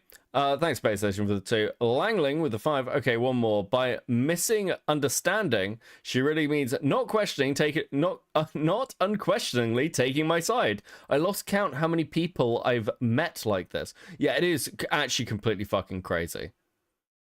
Dude. My perspective better, you'd realize that I'm right about this thing. I know that shit is incredibly toxic, so I keep it to myself, but... No, you don't. No, you don't. That's why your relationships keep fucking exploding. It's something that's happening in my own head with just about everybody in my life. Yeah, because you don't have to deal with them, you can't... Yeah, that's what I have admin for. Are you kidding? At one point or another. Maybe I'm a narcissist. I'm not responding to this shit. Because I've got this voice in my head constantly assuring me that I'm right, but I know that it's toxic to always assume that I'm right. I've got to just sit there and be stoic about it the whole time. And stoicism fucking hurts. Enter Igor.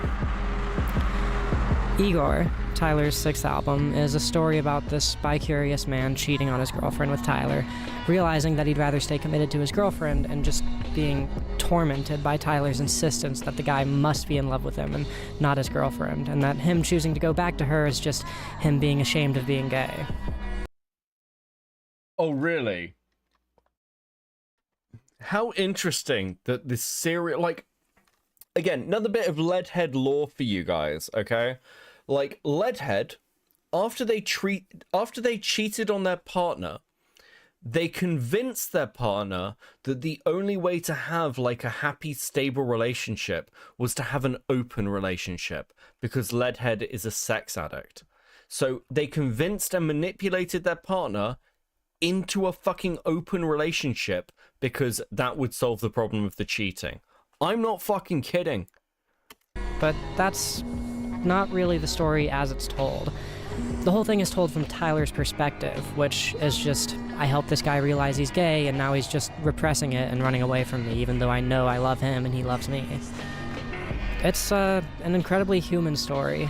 Back in high school, I put the guy who gave me my first gay experience through basically the same thing, ultimately choosing to end the break that I was on with my girlfriend and leave this guy who helped me discover some pretty important things about my ego, the most self-aware statement. So true. Thank you for the 2. I'm assuming that's waifu or anime girls. I can't remember which. Myself. I think it's anime girls, isn't it? It's anime girls. Thanks for the 2. With all of his unrequited feelings for me.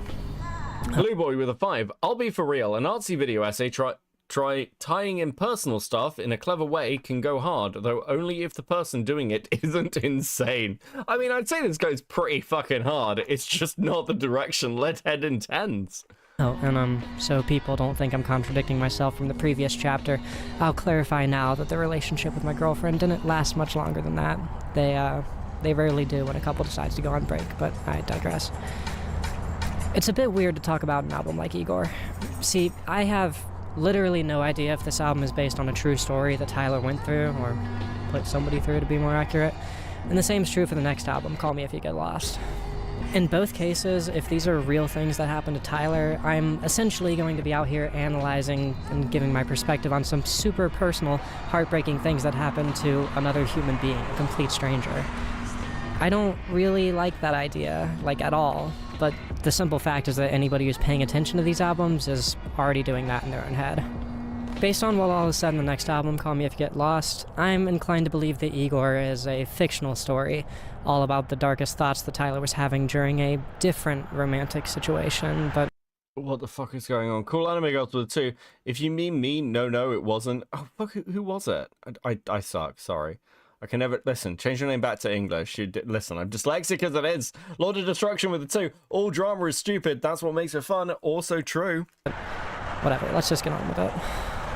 Igor is ultimately 32 minutes of Tyler begging this guy that he hooked up with to realize that he's lying. Why'd you keep doing this to me, Crabman? I don't know. My memory is bad, okay? Listen, I'm getting old and I'm dying. Thanks for the 2. Lying to himself, and that Tyler's right about the 2 of them belonging together, followed by 8 minutes of apologizing and realizing that their friendship is never going to be the same after he showed how possessive and manipulative. This is the video equivalent of those Instagram poems with cigarettes in the photo. I feel very called out, but thank you for the 5. Hydra Dancer member for 6 months at Coping. This looks like an artsy snuff film. Do you know what? Not a million miles away from the sort of thing like fucking Leadhead would actually make. He can be when it comes to love. Tyler in this album is, like me, so sure that if he could just find the right words to say, this guy would realize that he actually agrees with Tyler and that he actually doesn't love his girlfriend and that he's gay. Listen to this. Okay, I don't care about this. Lines like, he could be laughing and he from there on, just go, all girl just, funnily enough. Can I get stickers when you die? Oh, Shadow, thank you for the 2. A lot of old Tyler songs, aesthetics of the album, magically cool, much new. Tyler, your ad, can we please talk about it? Spencer Howard with the 5. Both all sides are retarded isn't a take. It's assumption you must make about everyone in this space before you can engage with anything here. Listen, I'm also retarded. Like, yeah, like, sure. Okay, I'll refine it, Spencer, as you paid 5 for the refinement. But first, please enjoy the sticker. Enjoy your piles of stickers, chat, because you are doing super fucking well tonight. Unsurprisingly, you guys are the fucking best. As well, you all know. Stickers, more stickers. Okay, refine the take. No, everyone's, when I say everyone, the response is weird. I don't understand why, like, okay, I do. What can we put this? If Tommy has a serious point, there were probably better ways to make it that would get less lost in the source. I think there's like a basic point there, which I've heard before about Chud, by the way, and isn't exactly untrue. In fact, Chud himself admits to this. Everyone is content, everyone is fair game. For some people, that is going to be a fucking problem. And at this point, kind of like, it shouldn't come as a surprise to Chud or anyone else that is going to cause issues in your relationships, because it does for every fucking drama creator ever. It's actually like a bit of a non-complaint in some regards, but it's also something people should be aware of. On the other side, for like Chud, it's like, well, like, why are you responding? You know, like, that's really the substance from what I see of the main criticism. It's like, you're going to get, if you're friends with Chud, you'll get turned into content. I know this about myself, by the way. Like, I have no issue with this.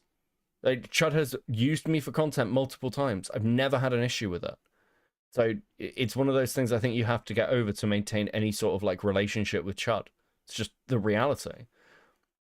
On Tommy's side, yeah, if he's got like substantial criticisms, there was probably a better way to do it than a fucking like streams like that where it would have come across better to everyone. So yeah, that's why I'm saying it's retarded, because both sides, like, the responses have been really fucking weird and I don't really get it. And like, could this have been handled on stream or in a call? I don't really think it's necessary. So yeah, there you go. There's a fucking nuanced take of why, in particular, both sides are retarded in this case.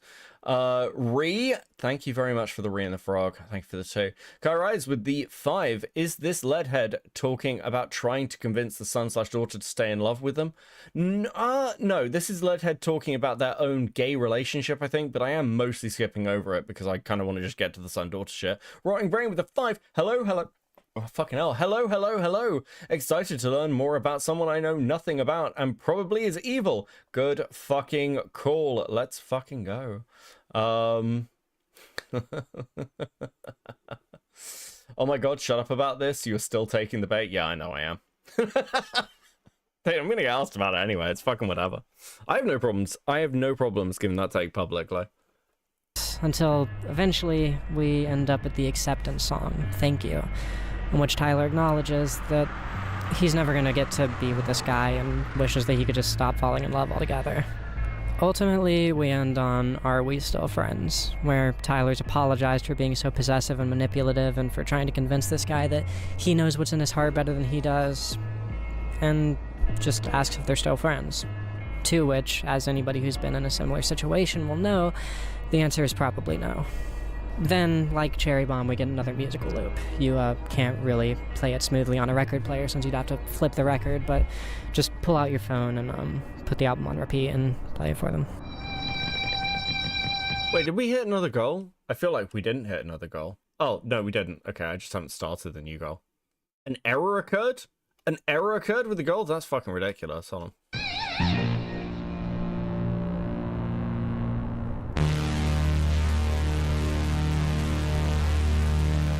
See, the last note of the album isn't the root note of the song, so the album ends on an unresolved harmony. Then the first note of the album, that droning noise that we started on, resolves the melody, implying again, like Cherry Bomb, that this album's story is cyclical. Not only is Tyler unable to completely bury his feelings for this guy, but if you... There we go, I fixed it. Okay, let's get past whatever the fuck this is. Spends out with 5. I'm definitely not needling you into putting your foot in your mouth and saying something that will upset the geriatric who thinks your name is Craig. I'm not. Listen, I'm not. I'm. If I was worried, I wouldn't give the take. Everything I'm saying publicly, I don't think it's going to be a fucking issue. If I'm honest with you. Antagonist. People kind of love to act like they're the ones being manipulated. This guy's girlfriend would feel if she knew about this whole situation. It'd be really easy to condemn Tyler for all of this. He's like with those girls that I'd simp for back in early high school. I would argue that if these are in fact true events, Tyler couldn't possibly have made such a beautiful and self-reflective and self-critical album like this unless he realized that you're expecting to change. Listen, I am just here to know about your fucked up life, Leadhead. I do not care about your opinions on Tyler the Creator. You two wind up together. That friendship between Tyler and between my girlfriend and I. Okay, hold on. There was this girl a few years back. She was like my best friend. One of those people who I felt like could see and understand sides of me that hardly but anybody else had ever been able to. Oh, listen, Beckett, we're not saying you should give an anti-Tommy take. We're just saying it would be really funny to see his reaction to it. Fuck me. After a while, though, she started trying to get between my girlfriend and I. I didn't recognize the problem fast enough, and it got worse and worse until eventually my only real option was to just cold cut her out of my life. Just like an Igor. Like I said earlier, I later found out that she was secretly... Unfortunately, I am going to actually disappoint you, because while I will say this publicly, I'm not giving an anti-Tommy take, because I also understand Tommy's grievances and why he, like, reacted the way he did. I don't think it should also come as a surprise to anybody else why Tommy reacted the way he did, frankly. So, I don't have an anti-Tommy take. Well, I'm calling everyone retarded in this. Dude. I'm not fucking going like, oh yeah, Tommy's fucking done. I don't think that's the case. Cryptid with the 2. I feel like a senile old man who man makes more sense. Like, dude, this isn't the fucking first time Tommy's been through this shit. He did this with fucking Keemstar. Are you kidding? Helping my girlfriend. Did this with fucking Warski back in the day, dude. This isn't new. Kill herself so she could be with me. It was a really, really bad situation.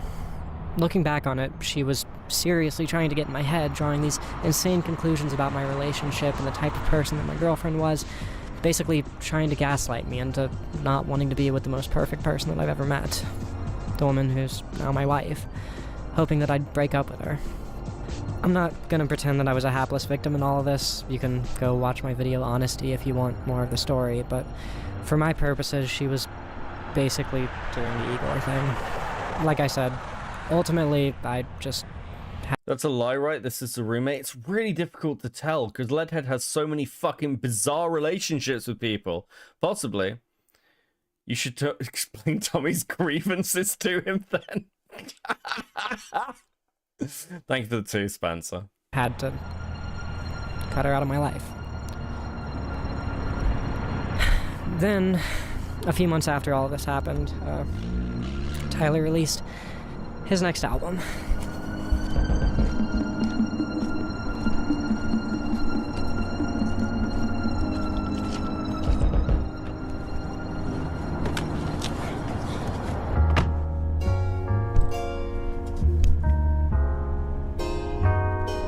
What the fuck?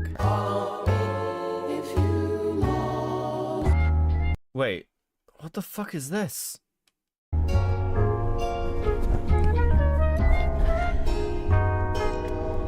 Well, it turns out that Igor had a pretty strong resemblance to... They call back to Honesty video, though? This is really weird.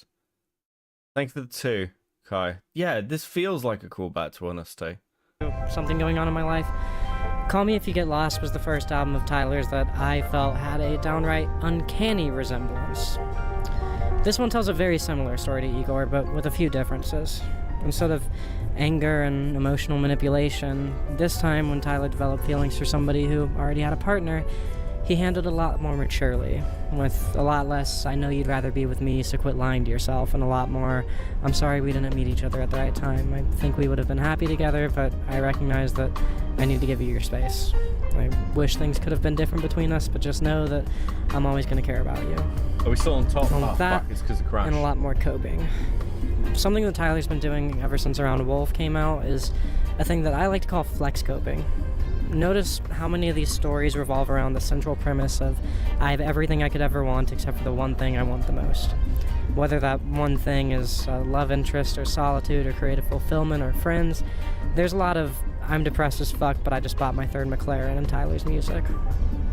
Usually this is paired with a little bit of self-awareness, but Call Me If You Get Lost seems to be Tyler's first album that's a full-blown examination of this flex coping habit of his.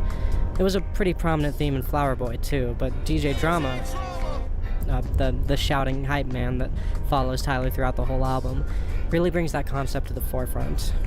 Listen to how DJ Drama is used to almost distract from Tyler's depression. Ah, nigga, my heart broken. Remember, I was rich, so I bought me some new emotions and a new boat, cause I'd rather cry in the ocean. It's tea, baby.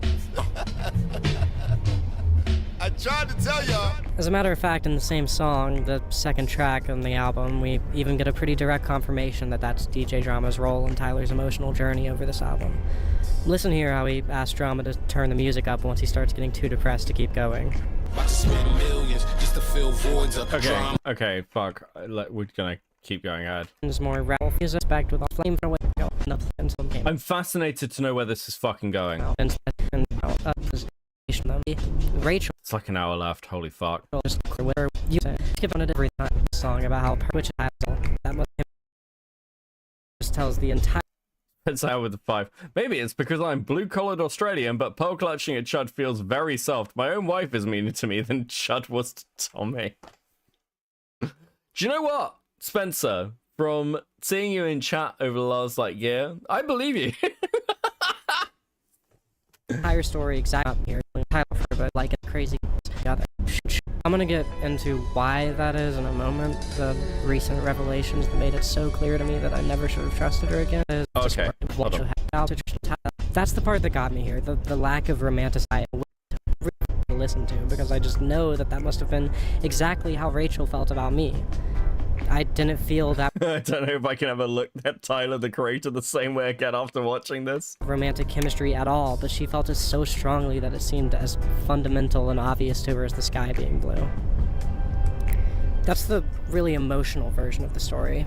A couple tracks later, we get Wilshire, a song that doesn't really sound like anything Tyler's made before. Sorry. It's just this simple beat that totally gets out of the way of the lyrics and Listen, it's the only way to get... Listen, I'm trying to make sure she doesn't indoctrinate you, chat. I'm trying to make sure this fucking crazy bitch doesn't indoctrinate you with the hypnotic fucking, vibe music.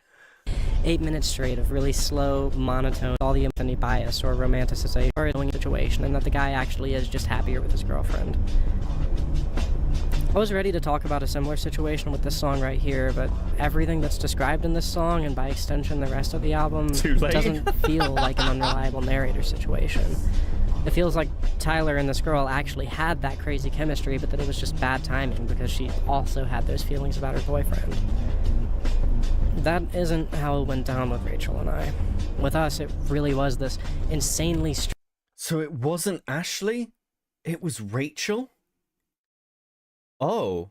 Is this the current girl? Or, her ex-girlfriend? Interesting. This video is just grooming you not to listen to Tyler, the Creator ever again? It's an interesting form of grooming. strong romantic connection that one of us felt, but that just wasn't there at all for the other. That's the mistake I made when I related this album to her so much. I should have realized that she was being more like Igor, but I... Interesting. Wait. Would this be the other member of the found family? Am I totally wrong? Is it not one of the kids? Is it not one of the kids? Holy fuck, did I miss something? Hold on a sec, guys.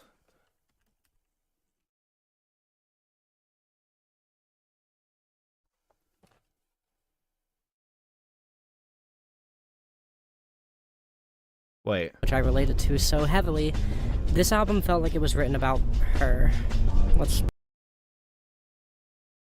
Okay, hold on. We're gonna go back a little bit. To every Tyler album that came out before, feeling like each and every one of them was, in one way or another, basically just written about my life. But Call Me If You Get Lost is the first album that didn't really do that for me when it came out. I didn't relate to the story. There had been people I was head over heels for in the past, but I'd never been in a situation where I thought that those people must have secretly had feelings for me too, but they just couldn't act on them. No, unlike every other Tyler album, which I related to so heavily, this album felt like it was written about her. Let's call her Rachel. Rachel, like Tyler on this album, felt this insane romantic chemistry between the two of us that I just couldn't relate to. Looking back on it now, it seems to me like it was so clear, so obvious to her that we belonged together, and so she assumed that I was right there with her and wanted to be. Oh my fucking god. No way. Does this make, like, perfect sense? That this is Ashley?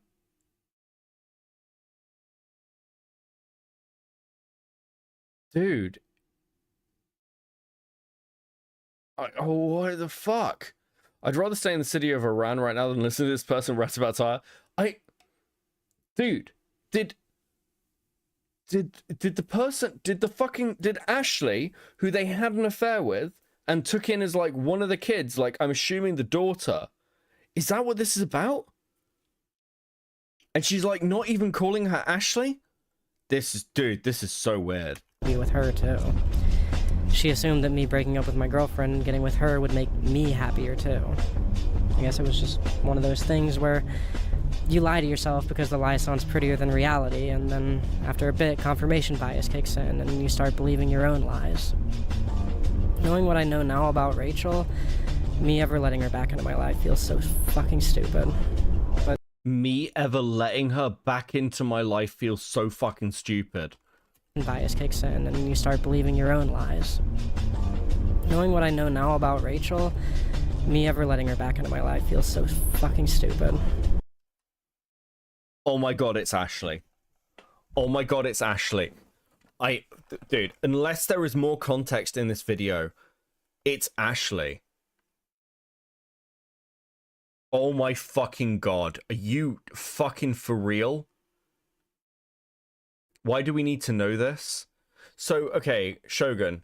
Ashley is somebody that Leadhead met on Discord. They lived in, like, a little rural town on the other side of the country. And like, when they turned 18, Leadhead moved them into their house and had an affair with them, and it, like, destroyed her life. It, like, actually destroyed her life, because Ashley wouldn't, like, be quiet about the affair they were having in the house they were living with Leadhead's partner. It, like, Leadhead had to, like, move home with her parents, move their partner in with their parents. There's a whole fucking shit. Like, yes. And then, this person they had an affair with, Leadhead, with the help of her girlfriend, manipulated this fucking person into a found family relationship. So this person they'd had an affair with, Ashley, who they'd had an affair with, became their daughter. They started having to call Leadhead mum. I'm not fucking kidding you. So if they are talking about Ashley, this is literally like, oh my god, my incest found family daughter tried to have an affair with me again, and then we had to get rid of them. And there is no fucking way I believe Leadhead on this story. There's no fucking way I believe Leadhead's narrative on this. At all. Oh my god, I think I called this. Oh my god, I think I called this. I think I called this happening in the last stream. I think I called this happening in the last stream. Holy fuck, this is actually wild. Oh, fuck me. But let's get back on track and talk through what I think is the defining pair of songs on this album. No, let's not get back on track. Let's talk about the fact that you apparently are having a fucking, like, oh my god. No, I don't care about your opinions on Tyler, the Creator. This is so insane. Thought You Wanted to Dance, I Thought You Wanted to Dance starts out as this rhyme with a genuinely painful song for me to listen to, because I just know that that must have been exactly how we get that it seemed as fundamental and obvious to her is by the fact that she's committed to her relationship and isn't going to break up with her boyfriend to try things out with Tyler. Tyler's just genuinely confused by the fact that they aren't a couple. It's a personally painful song for me to listen to, because I just know that that must have been exactly how Rachel felt about me. I know that must be how Rachel, aka Ashley, felt about me. And again, I don't know, it's definitely Ashley. I don't know yet. There might be more context, which proves me wrong. But, like, have you seen, like, again, listen to this manipulative bitch. I knew what was in her head, guys. I knew what she was thinking, because I am the mother of this family. I didn't feel that romantic chemistry at all, but she felt it so strongly that it seemed as fundamental. Who are the zombies driving? I assume the rest of her found family. I'm assuming that's her partner and her son. That's just an assumption, though. That's just a theory. A trans tent theory. And obvious to her is the sky being blue. Fucking, dude, I need to stop watching Chud cover LGBT stuff. It's not good for me. That's the really emotional version of the story. A couple tracks later, we get Wilshire, a song that doesn't really sound like anything Tyler's made before. It's just this simple beat that totally gets out of the way of the lyrics, and like 8 minutes straight of really slow, monotone, and straight to the point rapping, where Tyler just tells the entire story exactly. Dude. This is gonna be Liam Donovan in a few years doing music reviews in his car in transition. Bro, you can't say that. You can't, dude. You almost have to fucking clip yourself, Shogun, and put that on Twitter. That is a fucking monstrous thing to say. What is wrong with you? Please consider playing the song Radical so we can avoid having to stroke our DM link. Fuck. I'll put it at the end. As it happened, with all the emotional weight of I Thought You Wanted to Dance just removed, so as to not muddy up the story with any bias or romanticization. See, that's the part that got me here, the lack of romanticization. With Igor, it's pretty easy to listen to that album and come away feeling like all the talk of... Okay, I've just been pointed towards something, okay? Give me a second. Give me a second. Because Leadhead released a fucking Blue Sky thing, basically detailing this entire drama. Who the fuck is phoning me? Okay. Fuck. Fuck.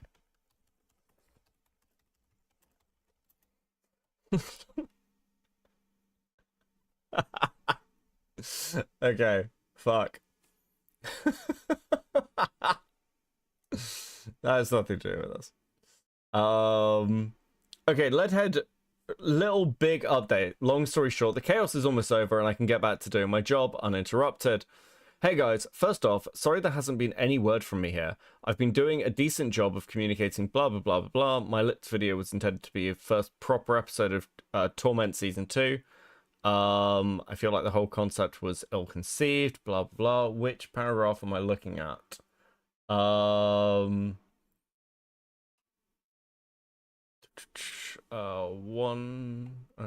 two, three, four, five. Because okay, only issue is my wife and I have kind of been pushed to taking shelter outside of our home for the first time, for the time being. It'll only be a few weeks, and I'll see if I can get my computer here. But in the meantime, I've got extremely limited access to tech and no real way to edit. Luckily, there's still enough shooting to do that I can be productive, but that will unfortunately stop me from getting Flower Boy chapter edited and uploaded as quickly as I'd like. Cherry Bomb is edited.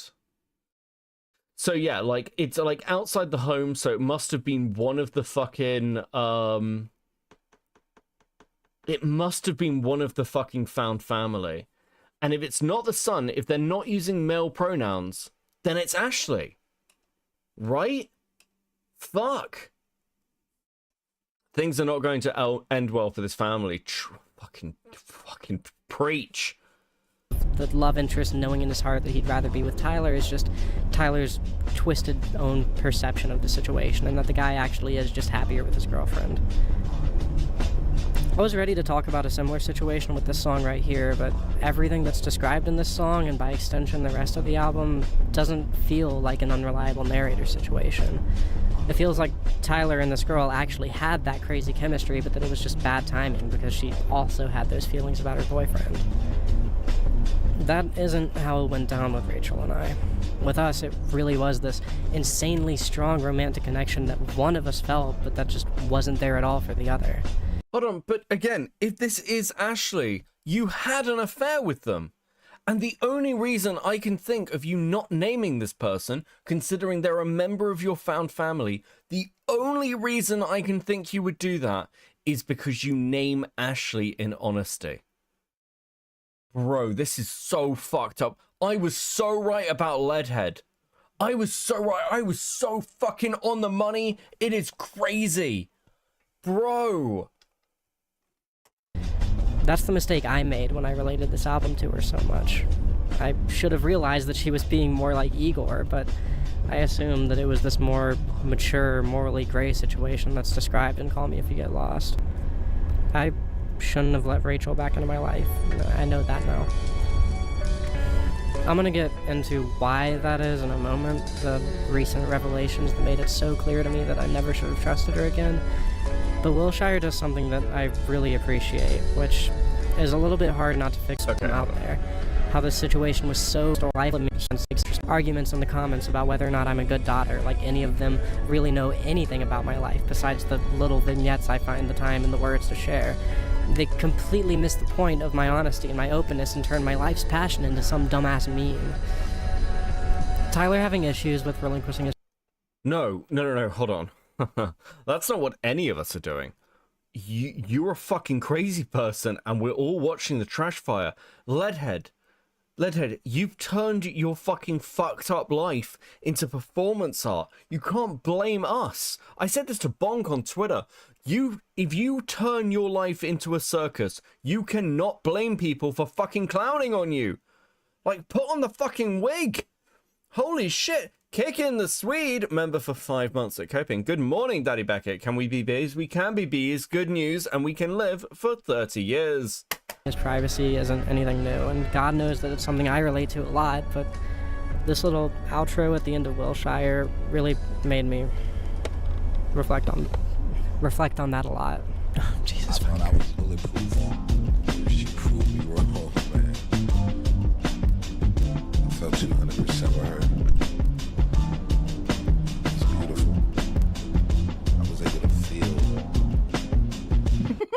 I just started paying attention, and this content feels like it's going to trigger a psychotic episode in me. Bro, I am right there fucking with you. It was bad timing. And I'm not private with this side of my life because people are weirdos. And I just try to keep anyone I care about in the shadows. Safe. Commentary. And What is happening?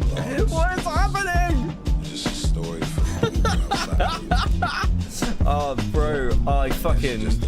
Leadhead, I'm so glad I subbed to you. It was so worth the sub. Holy fuck. Over the course of planning and writing this video, one of the biggest points of contention for me has been how much of my story I'm really willing to share and tell here. All of it. I've never really had a problem with being open and honest about my life on the channel, especially when it comes to the things I've done wrong in my life. Regular viewers already know enough about me to know that I used to be a massive piece of shit and not even... You are still a massive piece of shit, and I have watched your content. Leadhead, you haven't changed, and you haven't changed at all! It reminds me of the time I lived in a crack den. Thank you, Spencer, for the 2. Bro, listen, fucking crack addicts are saner than this. This is fucking crack. I used to be a massive piece of shit. Please, listen, guys, I've changed. I'm not a massive piece of shit anymore. Now, please sit down and watch this 2-hour video essay where I used Tyler the Creator to shit on my found family daughter, who I ruined their life because we've had a falling out. Jesus fucking Christ. Even that long ago in the grand scheme of things. All that stuff is information that I volunteered freely because I thought maybe y'all could learn a lesson from my mistakes, and no one has to learn from this because very few people, no normal person is going to put themselves in the position you are in. Oh, fuck. could turn all that negativity and all that hurt into some sort of I lived with a guy I did drugs with and a bunch of Indians in a dilapidated house. I don't know if that's true or not, Spencer, but fucking if it is, please write a fucking Google Doc about it. Was Leadhead a child bride victim of table Cornish? Koresh? That would make a load of sense. Fucking Wait, Tyler the Creator lyrics did what? Space Station? Wait, what? Tyler the Creator lyrics have caused formal terrorism charges in Alabama, but Leadhead videos will cause an actual mass casualty event. 100% true, holy fuck. positive impact. Tyler does the same thing, especially on Igor and the next album, Chromacopia. He's got no issue with talking about how he's kind of a bad person in a few specific ways, and I'd like to think that I don't have an issue doing that either. It's a good thing when I do it, and it's a good thing when Tyler does it. The world becomes just a slightly better place in some small, minute way when we're open and honest about our flaws and mistakes and feel-good, the ways Spencer. that we're trying to fix them. I like it. But man, if you suffer from anxiety as extreme as mine, thinking about all of these people who don't know anything about you, but knowing so many little things about my life. Have you like consider, like, I feel like as a streamer constantly talking on stream, not many people know much about my life. Like, they don't know much about my day-to-day. They don't know my relationship situation anymore. Thank fuck for that. They don't know my like wider family situation. They don't really know my work situation. Like, they don't know any of this shit. Like, it's not that hard. It's actually not that hard. I don't understand. Like, you've given this information to people. What do you mean? Do you even exist when you stop talking? Barely.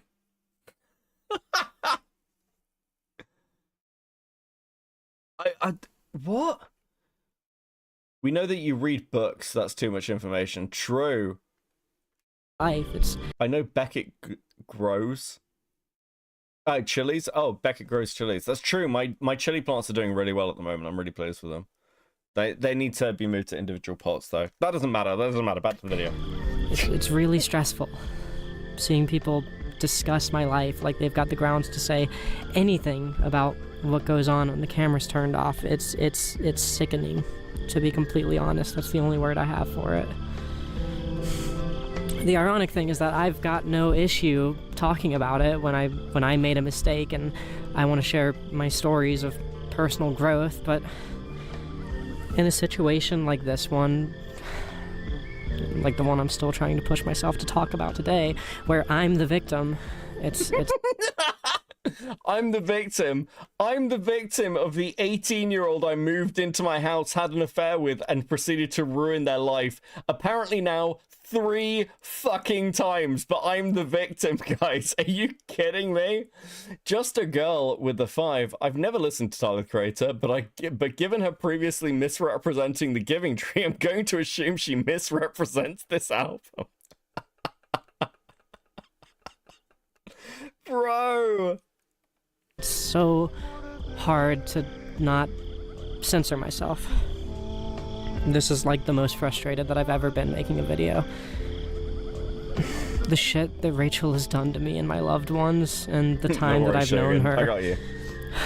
The things that I've forgiven her for, the second chances I've given her, the times that I thought she learned her lesson just for her to go and hurt more people that I care about. It's all really raw for me. Make the banner bigger so we don't see Leadhead, please. It's less funny then. Hold on, I'll make it slightly bigger. Or she's like zoomed in. I love this banner. Axe is so fucking good, guys. It's crazy. Axe has been doing fucking crazy good work for the channel recently, by the way.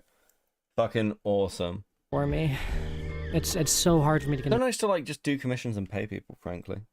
Love you guys. You guys, the fucking art you guys produce, crazy. Convince myself that I'm allowed to talk about it. To be honest, she's already got a history of lying about me to other people, and just... This is about Ashley. The thought of her... Why wouldn't you say Ashley? You've named Ashley before. Seeing this video just makes me so incredibly...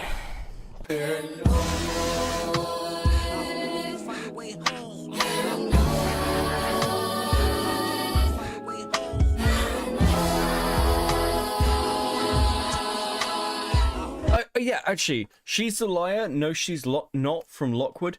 You're fucking... You are... I don't know whether you saw the first fucking stream I did on this, but you are so bang on the money, you have no idea. Do you know why she hated Ashley? Do you know why she really fucking hated Ashley? Because she told her partner about the affair, because Ashley kind of forced it out of her. But then Ashley continued to feel guilty, and then gave all the details to Leadhead's girlfriend. And it turned out that Leadhead was still fucking lying. Because Ashley told the truth, I know. Okay, you're good, Lockwood. Yeah, like, fucking... Well, to be fair, I was just using this balancing point for chat. I appreciate you. But, like, yes, fucking... Dude. What a manipulative fucking bitch. Metalhead, member for 5 months at Coping. I wish I could know less about Beckett. It's very hurtful. Very hurtful. I'm gonna go have a cry.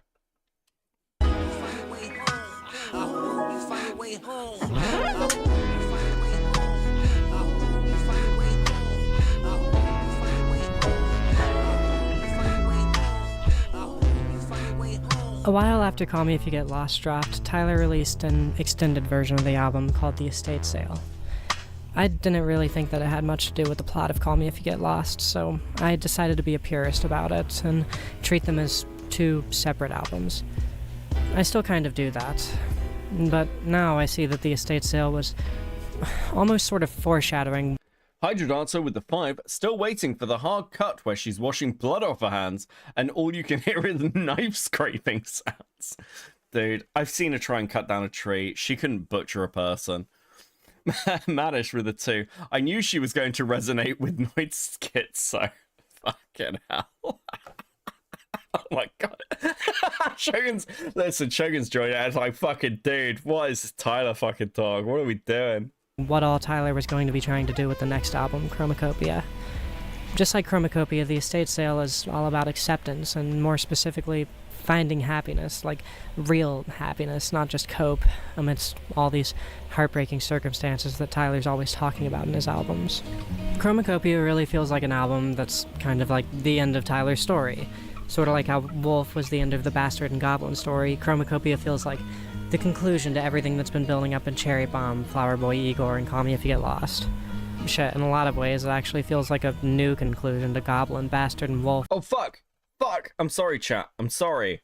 Please, enjoy this pile of stickers, you absolute fucking legends. You guys have smashed it tonight. How do you do it? This is why I have to go out for cigarettes so long, guys. It's not me making a video. I have to, like, go and fucking, like, source stars from, like, China or some shit. It's crazy. Thank you so much for your support. It does make all the fucking difference in the world. You guys are the best. Wolf, too. I'm sure there'll be more out. How many different ways will Beckett say my name? So many different ways, guys. Like, so many different ways. I've seen her in a bar trying to fix a car. Not really pleasant stuff. Albums after this one, but as of right now, Chromacopia feels like that moment where everything's pulled back and Tyler really introspects about everything that he has been and all these albums and all these stories that he's told through his music over the years. Truth be told, it's what inspired me to finally make this video. I also wanted to do that. I wanted to make that grand video that kind of re-examines and recontextualizes everything that you guys know about me. But that's hard to do. This situation I'm in, at least I hope, is just about over, but weirdly enough, what I'm looking forward to the most is just being able to be sad about something that has nothing to do with her. It feels like, and surprisingly, this is barely even an exaggeration, but it feels like every single problem I've had the couple years that I've known this girl, everything that's made me sad in the last couple years has all been centered around her in one way or another.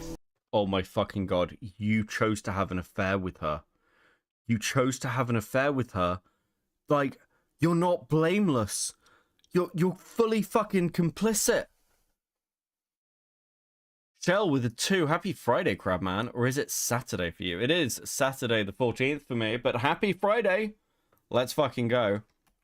Every mistake or betrayal or fear or doubt or heartbreak, everything from losing my apartment to my own negative perception. It's Ashley. It's confirmed to be Ashley. Losing my apartment. That was Ashley. Because, like, when Ashley moved out because of the affair, they couldn't afford the apartment anymore. It's fucking Ashley. She fucking brought this girl into the found family as her daughter.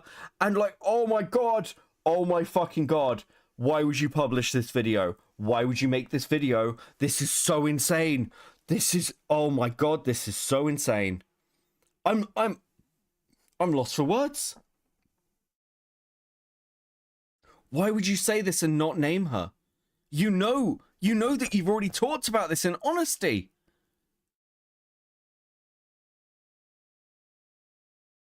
I fucking, holy shit, I can't wait to hear her fucking twist this. Listen, I know there are Leadhead fans lurking in chat. I know you guys are here. I know you guys are here because you came last time. I know you're here. And I want you to think back to my criticisms of Leadhead. It wasn't that she's a trans woman. It wasn't like a fucking weird LGBT attack. It was very simply, this girl is highly fucking manipulative and abusive. And like the way she has treated Ashley and manipulated them back into like their fucking life is deeply fucking toxic. That was my criticism. I dare any of you to actually tell me I was wrong. Metal Man with a 5. Leadhead videos long-winded and may include failed manual labor. True. I was fucking bang on. And for those of you who watched that stream or like have watched this video, like story unfold over the last, what, 18 months? I like, dude, are you guys still supporting this? Because this is fucking crazy. Of my sexuality, to my wife's self-image issues, to me fearing for my own safety and the safety of my family. It all ties back to this girl. What are the comments? What are the comments? What are the comments? The fact that you reached the point in your life both heartbreaking and promising the same. Resonation here, it's getting a positive, but what the fuck? Discovered your channel past winter.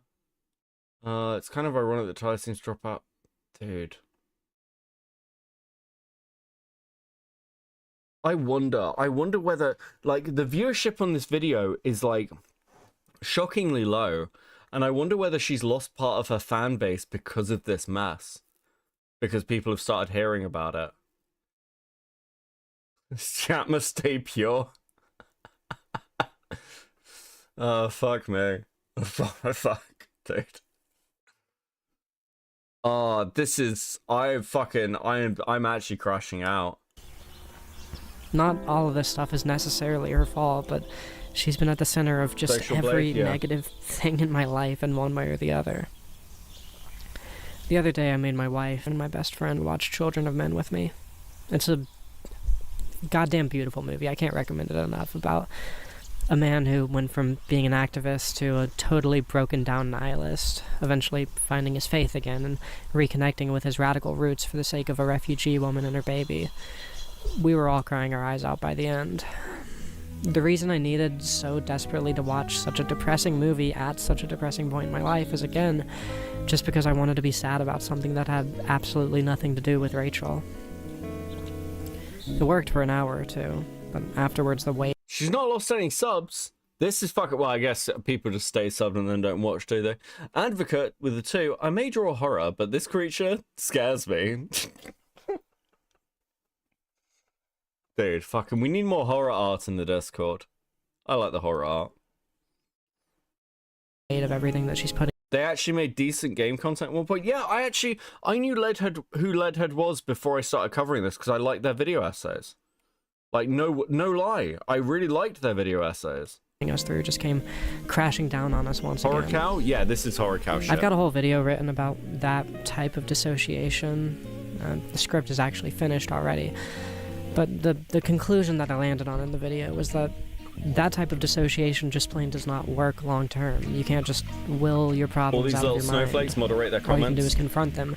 And if they're unconfrontable, you have to figure out how to find happiness in spite of them.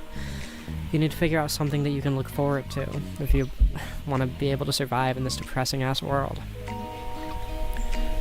It's a crazy oversimplification of Children of Men. Yeah, because, like, sorry, that sounded really aggressive, Ash. I'm sorry. The fuck's wrong with me? Yeah, because Leadhead is, like, so narcissistic that they're only looking for that, like, one thing. That one thing that resonates that they can use to build their narrative. Okay, let's play Magic the Gathering instead. I have no idea how to play Magic the Gathering, unfortunately. Well, fortunately, like, then I'd cross the threshold, and then I'd become, like, a true, like, neckbeard. I can't listen. That's a fucking jump in front of something moment, you know? I like doing psychological horror characters because it's fun. I need more horror stuff. I need more horror stuff. Horror stuff is good. Horror animation! Well, that's what Chromacopia is all about. Just tearing out the carpets and exorcising the demons at the root. Addressing the problems that are stopping you from achieving happiness. I did used to play Yu-Gi-Oh! Ultimately, when I was no like problem ever goes away 11. unless you take the time to understand it and talk about it. It's the only way that you can really grow past any... Considering your Star Citizen spending, it's for the best. Okay, listen. I know that some of you want an update on how much money I'm spending on Star Citizen. It is now £1,100. I have reached £1,100 in Star Citizen. I cannot spend any more money on Star Citizen. This is obviously a very deeply unhealthy addiction, okay? But I do have some really fucking nice ships now, okay? And, like...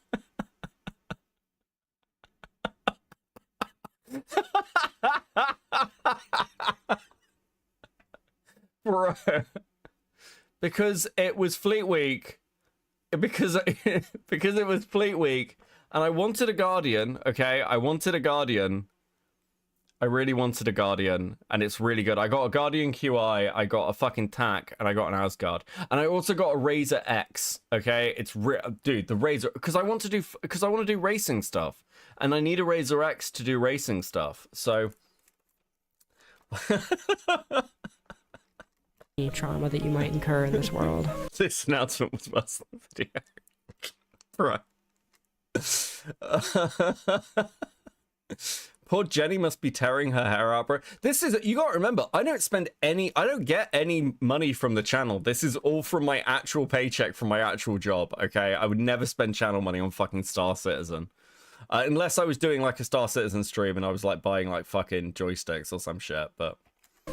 It's about closure and, more importantly, acceptance. Talking about those insurmountable problems is what Tyler's doing with Chromacopia, and that's what I've been trying to do with this video, and really all my videos. So let's take a quick look back at Tyler's previous albums and see if we can identify what some of these problems are, so that we can then see how the album... Oh, so it's worse? Oh, fuck. Listen, I've currently been spending channel money on, like, commissions and stuff for videos, and shit like that, so it's all going back. It's been really useful. Beckett is just ruining his own life? Okay, that's true. The album goes through them one by one and showcases the closure and self-acceptance that they've all been met with, and how Tyler finds the beauty within himself that had been covered up by all of that trauma. So we've got a lot to go through here. Let's start with the most prevalent thing that Tyler talks about over his entire discography: love. For those first few albums, every other song is about a different girl that he says he's completely fallen for. Salem, Slater, She, whatever. Then we've got 2 whole albums, Igor and Call Me If You Get Lost, about 2 different people that he swore he was in love with. Being fickle like that when it comes to love is real shit. It's a problem that I used to have, where I could very easily fall head over heels for anybody who would give me the time of day, and my dating life started to feel more like an assembly line than a journey. There's a lot of fear of commitment that Okay, sure, whatever. from a major part of how we process romantic and for instance, I recently told somebody very dear to me to have fun on their way to a hookup, and Wait, what? is very real, just like the last one. A lot of the time I worry that the people in my life kind of assume the worst of me and think that my intentions with them must just be sexual, just because I'm such a sexual person in a general sense. For instance, I recently told somebody very dear to me to have fun on their way to a hookup, and I spent the next hour just laying in bed worried that they misinterpreted that as me having some sort of personal interest in their sex life, if you catch my drift.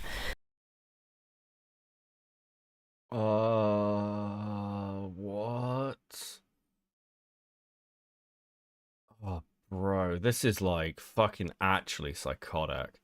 Like, this person needs to be sectioned, right? Like, this isn't right. This is like, fuck, she's like female Mr. Girl. Like, dude, Mr. Girl would absolutely fucking adopt this bitch. Are you kidding? The same goes for any time I want to randomly compliment somebody. There's always this fear that everything I do is being perceived as related to sex by the other people. It's a strange label to have attached to yourself, the sexual one, because while again, in and of itself, there's absolutely nothing wrong with having a high libido, it definitely makes it easier for people to assume that you've got some sort of ulterior motive. You do have an ulterior motive. You, like, fucking brought in somebody who you wanted to have sex with to be your son, and somebody who you'd already had sex with to be your daughter. You obviously have fucking ulterior motives. What do you mean? Like, this... Imagine, I think I said this at the time, imagine making a video called Honesty, which is inherently manipulative. It's fucking so crazy. Oh, fucking hell. Sexual motivations are probably the #1 most lied about thing in all of human history, to be honest, you know, if I had to guess. So it tracks. Anyways, on to problem number 3. We've got Tyler's intense passion, and it's very exciting that you feel talk loud. A pretty huge part of what growth looks like. Unsurprisingly, his relationship is the only track I can think of off the top of my head about this is. It shouldn't be any surprise to regular viewers that talking about your problems to help fix them is something that I can really, really get behind. Starting the album out, we get a sort of thesis statement for the concept. Bro. Like, Leadhead's not about talking about her problems to fix them. Leadhead is about, like, because there's this really weird thing with Leadhead trying to pressure people. Like, she gets her partner to help with the scripts about this personal stuff, which includes shit about that. Dude, it's fucking weird. Imagine being sat down by your girlfriend and then being like, hey, so I'm going to write a fucking YouTube video about the affair I had. Can you help me write the script? Like, is that not fucking mental? Of the album, she's verse saying, I never had a dance. She talks about her problems to rewrite the narrative. Abso-fucking-lutely. And if I ever told you that, we got real. Specifically, a deliberate example of the type of dissociation that it takes to thrive in a creative career. Okay, I don't care. So, you know, you might as well die young and leave a pretty corpse, right? Well, ultimately, that struggle, that duality, is the narrative that this album centered around. Because well, one by one, we systemically break down those individual problems to take off the mask and get to that. It's kind of a simple fact that if you're in your 30s, being poly probably would make it really finds it so hard to... It's not the exact order of the album, but let's start with the 4th song, Darling Guy. And this is a song about that flippin' love thing that I mentioned earlier, where Tyler finds it so hard to fall in love and so hard to commit because he's just always falling head over heels for the next person. Now again, there's absolutely nothing wrong with non-monogamy so long as it's properly communicated and consented to. I know plenty of great people who are polyamorous, but it's kind of a simple fact that if you're in your 30s, being poly probably would make it really hard to settle down and get married. And ultimately, for somebody as passionate as Tyler, I think finding a spouse or two and settling down really is the only way that he can enjoy his life if he weren't creating art anymore. That struggle between stability and creativity has always been a theme in his music. It's something he's been struggling with since Wolf back in 2013 at the very least. In this song, we see... Oh my fucking god.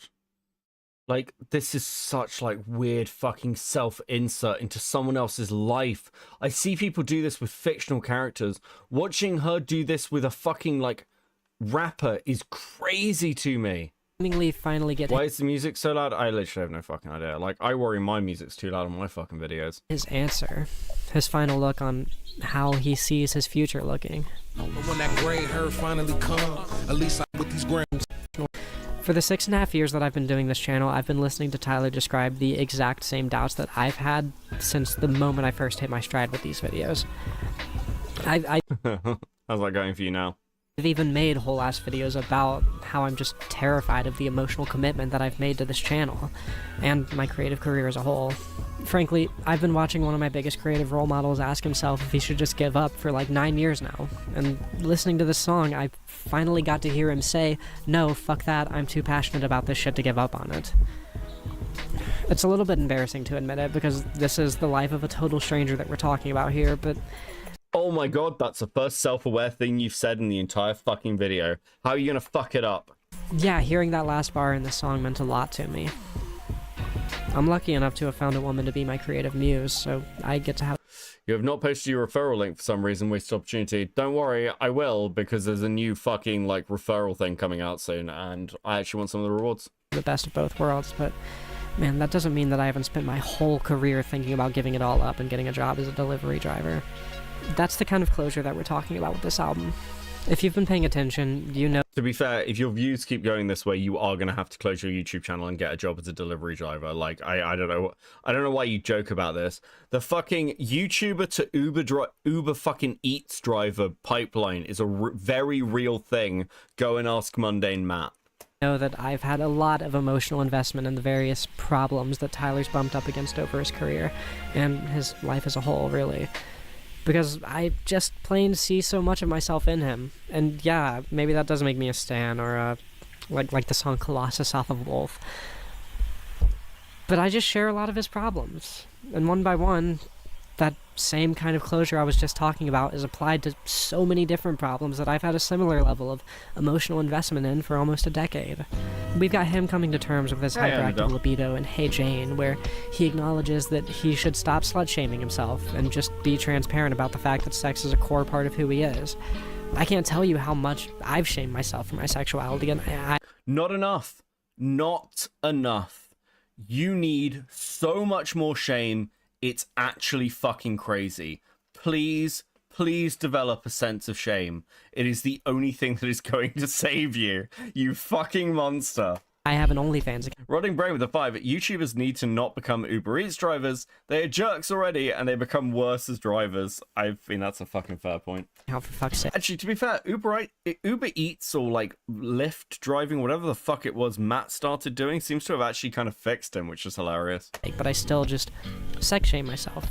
I mean, sex is part of my career, and I still just feel like it's this fundamental flaw in my character for...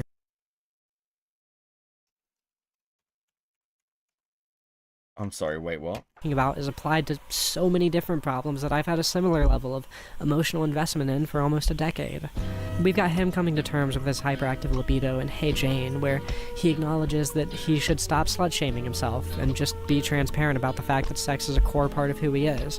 I can't tell you how much I've shamed myself for my sexuality, and I have an OnlyFans account for fuck's sake, but I still...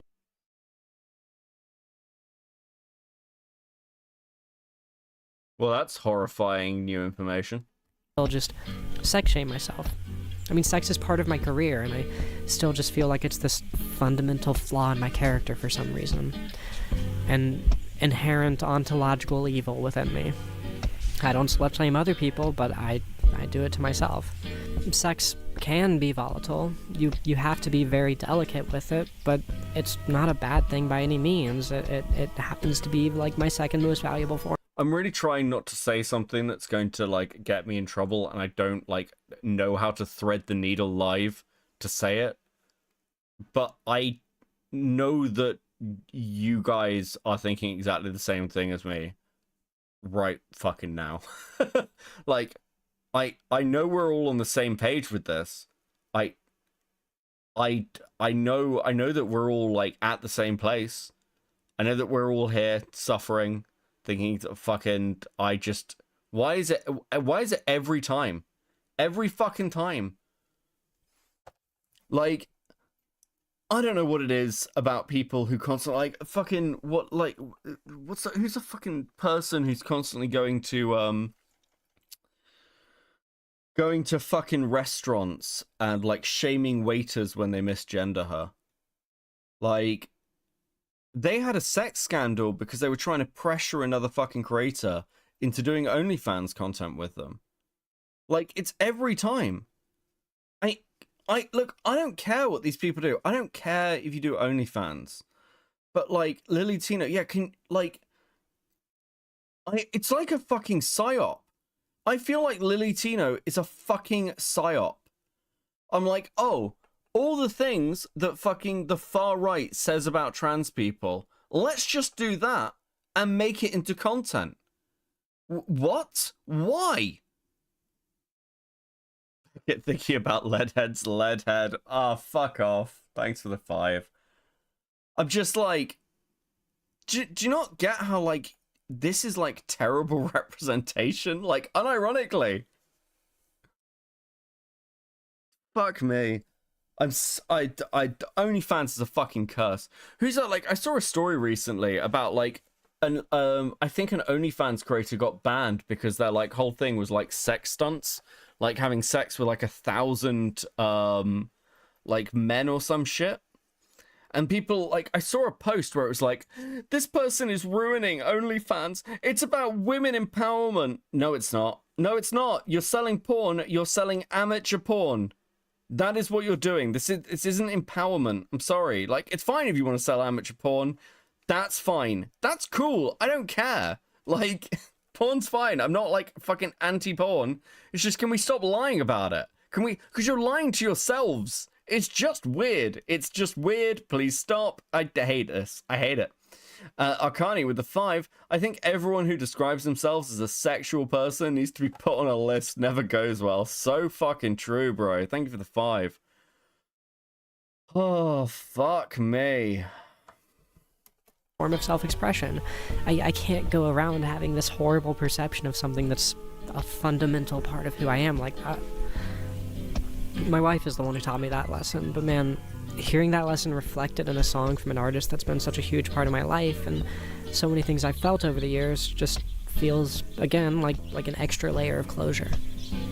This album is just loaded with songs like these where Tyler talks about all these issues and fears. No, I don't, Dom. What do you mean, do I want to link to a site which has our OnlyFans? No, of course I fucking don't. Am I not cursed enough? Have I not dealt with enough with this fucking brony drama? No. Listen, let me keep what little innocence I have. I'm okay. I'm just a little guy. He's been talking about for his whole career. I don't really know who Bonnie Blue is, and I don't want to do that. Please don't make me, Artemis. And each and every one of them just has this air of self-acceptance, and that's just so incredibly optimistic in a way that Tyler's music has absolutely never been before. All while keeping prevalent those fears and anxieties of becoming washed up and not finding happiness, not finding Okaga in time. Jesus, Leslie. It's just such a beautiful journey. It's got the best balance of different sounds that Tyler's created yet, the best pacing, the best theming. Cherry Bomb is still my favorite Tyler album. I think that's always going to be true. But you'd have a pretty tough time convincing. Okay, here's a fucking hot take for you. If you want to be taken seriously as an intellectual, and I do mean this, if you want to be taken seriously as an intellectual, you need to not have an OnlyFans. This is guys and girls. You need to not get caught in like fucking sex scandals. You need to not have an OnlyFans. It will affect the way people look at you. I'm sorry. I'm sorry. Just like Pinker with 5. Have $5 to dry your tears. I'm so broken. I'm so broken. Can we have dinos? Maybe. I like seeing her reactions. Okay. Fucking keeps me going. Me that Chromacopia isn't his best album yet. Eventually, though, getting towards the end of the album, we land on Like Him. This is the song about Tyler's Leave father. the cursed OF knowledge to morale. True. Thank you, Metal This man's Man. first album was called Bastard. Tyler being abandoned by his father really is like the single biggest piece of trauma that's been underpinning his entire career. If you want to go out and say that this thing is the plot of Tyler's entire discography, I don't think anyone would really be able to argue with you for more than a minute or two. What about making regular drawings? Listen, if you're not doing porn and OnlyFans, it's fine. Okay, that's fine. It's like having a fucking alternate Patreon, I think. So how on earth do we bring closure to something that huge, that unresolved? I mean, the man still hasn't come back as far as any of us know. Well, in a beautiful twist that addresses Tyler's narcissism that was the subject of Igor, the answer is empathy. The song starts with Tyler. Oh my god, we're doing the iDubbbz thing. I've learned empathy, guys. If you have to learn empathy in your 30s, you've not learned empathy. They're being told by his mother that he's starting to look exactly like his father before he goes on to sing about how I he's will getting never old have an and OnlyFans, feels I will lost never in do his nudes, 30s, I will never be fearing in a his main inevitable stress, aging. okay? All this stuff brings to mind a lot of the anxieties that this album has spent a lot of time talking about, specifically around parenthood.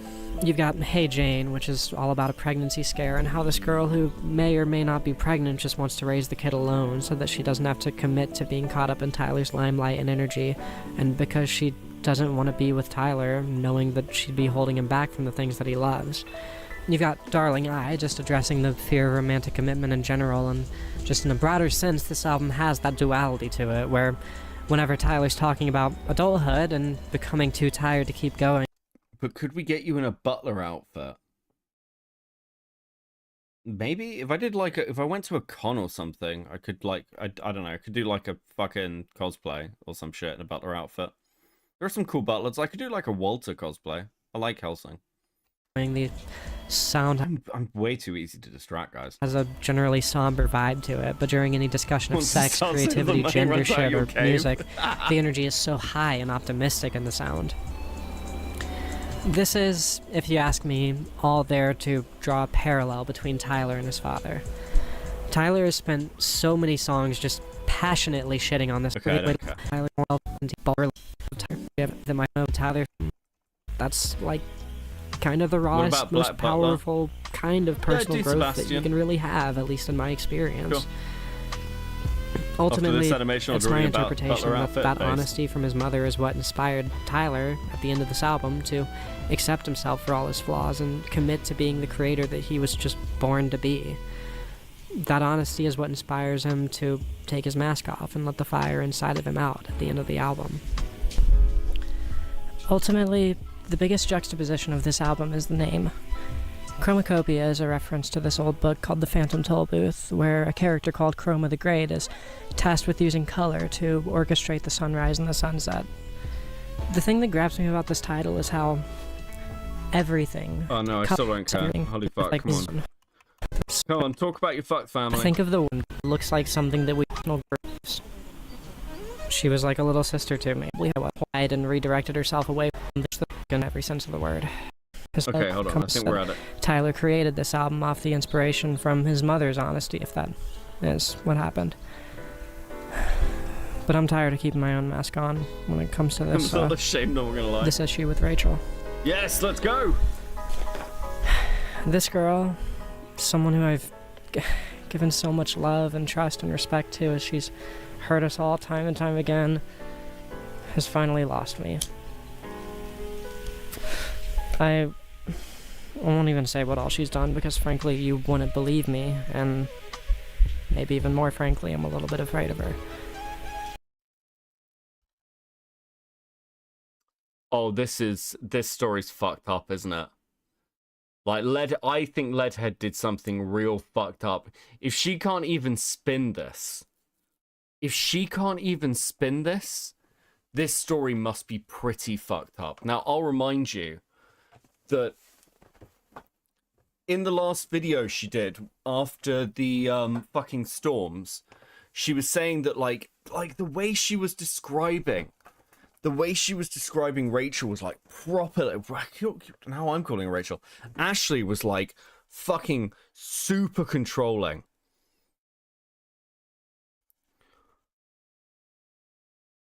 Genuinely, Ashley dropped the fucking... Ashley, if you see this, Cope and Seeth, reach out to me. Cope and Seeth YT, I will fucking look at whatever you have. Like, again, I could be fucking wrong. Maybe Ashley's a fucking psycho, but, like, I don't think she is. From Leadhead's own descriptions, I don't think she is. So I'd be genuinely fucking interested to know what's happened. She's an abuser in every sense of the word. Think of the worst thing that you can... Think of the worst thing that somebody can be. The worst thing you can imagine them doing, and there's a pretty good chance it's on the list somewhere. I'm sorry, wait, are you, like, fucking accusing this chick of being a rapist? Like, why? Dude, what a fucking slimy, snaky thing to do. Hey, can you imagine the worst thing? Can you imagine the worst thing? She did that. She's done that, I'm telling you. She's already done that bad thing. That thing you're thinking of? She's done it. This is fucked up. This is actually fucked up. This is actually worse than I thought it would be. I wish that was an exaggeration, but when you see all of her deeds listed out on paper, it looks like something that we all made up. What, you mean like a fucking cult, like, fucking shame session?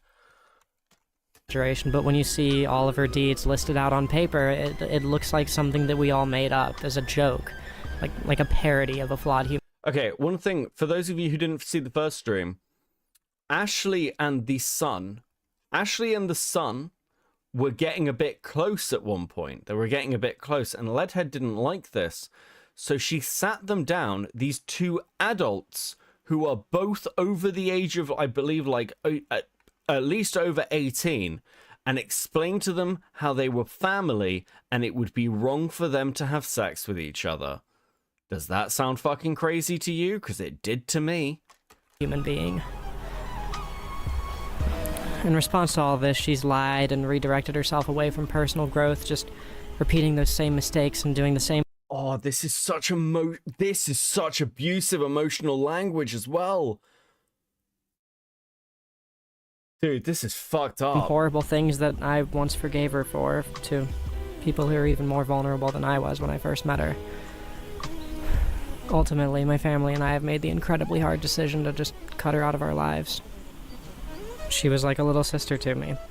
I thought that we could help her to grow past her violent and dangerous behavior if we just forgave her enough, if we talked to her about all the ways that we've grown since we met her.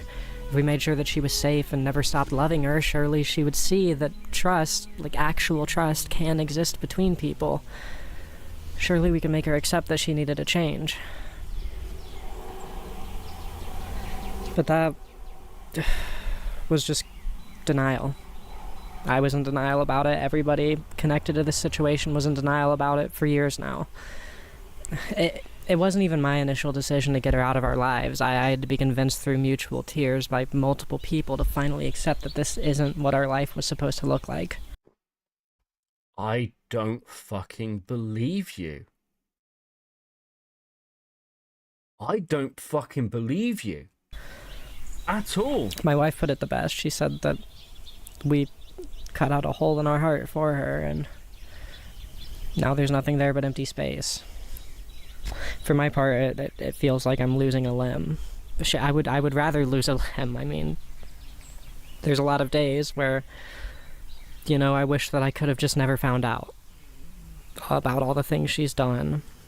I wish that I never caught her in her lies. I wish I was just... What, you mean like you got caught in your lies?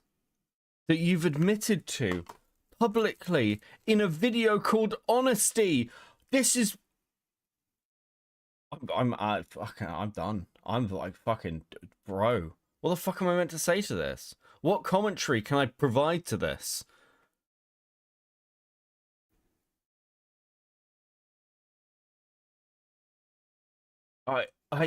This is insane.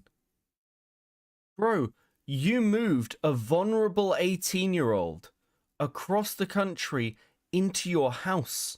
Maybe she was 19 at the time. I can't quite remember the ages. It was like 18, 19. Like, bro. Just to go with the 2. I don't hate anyone, but I strongly dislike Leadhead. Yeah, this is fucked up. I wish I could just go back to a few months ago when I was just living and just surrounded by her comfortable version of the truth.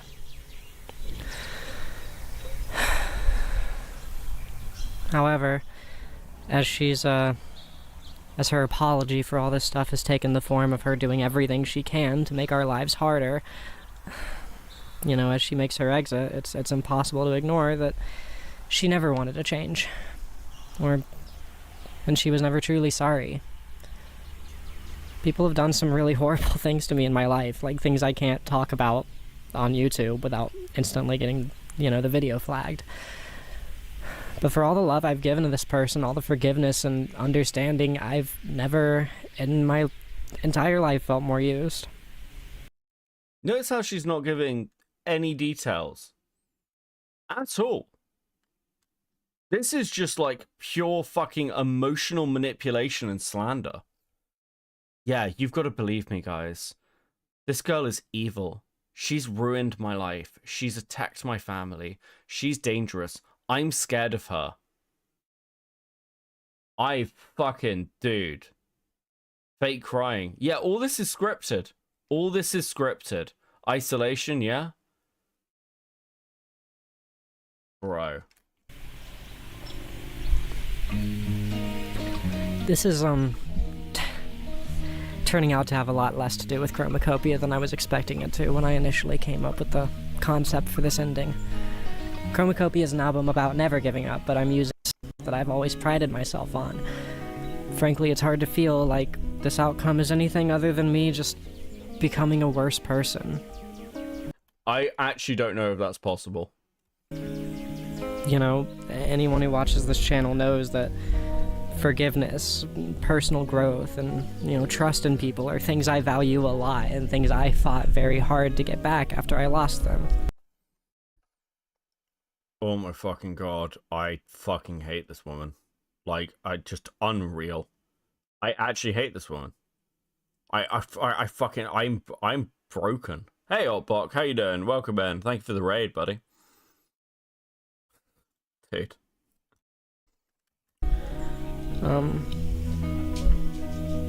Gaslight Gatekeep Girl Boss. True Hydra Dancer. Thank you for the 2. And it feels like I have had to abandon some of that, you know?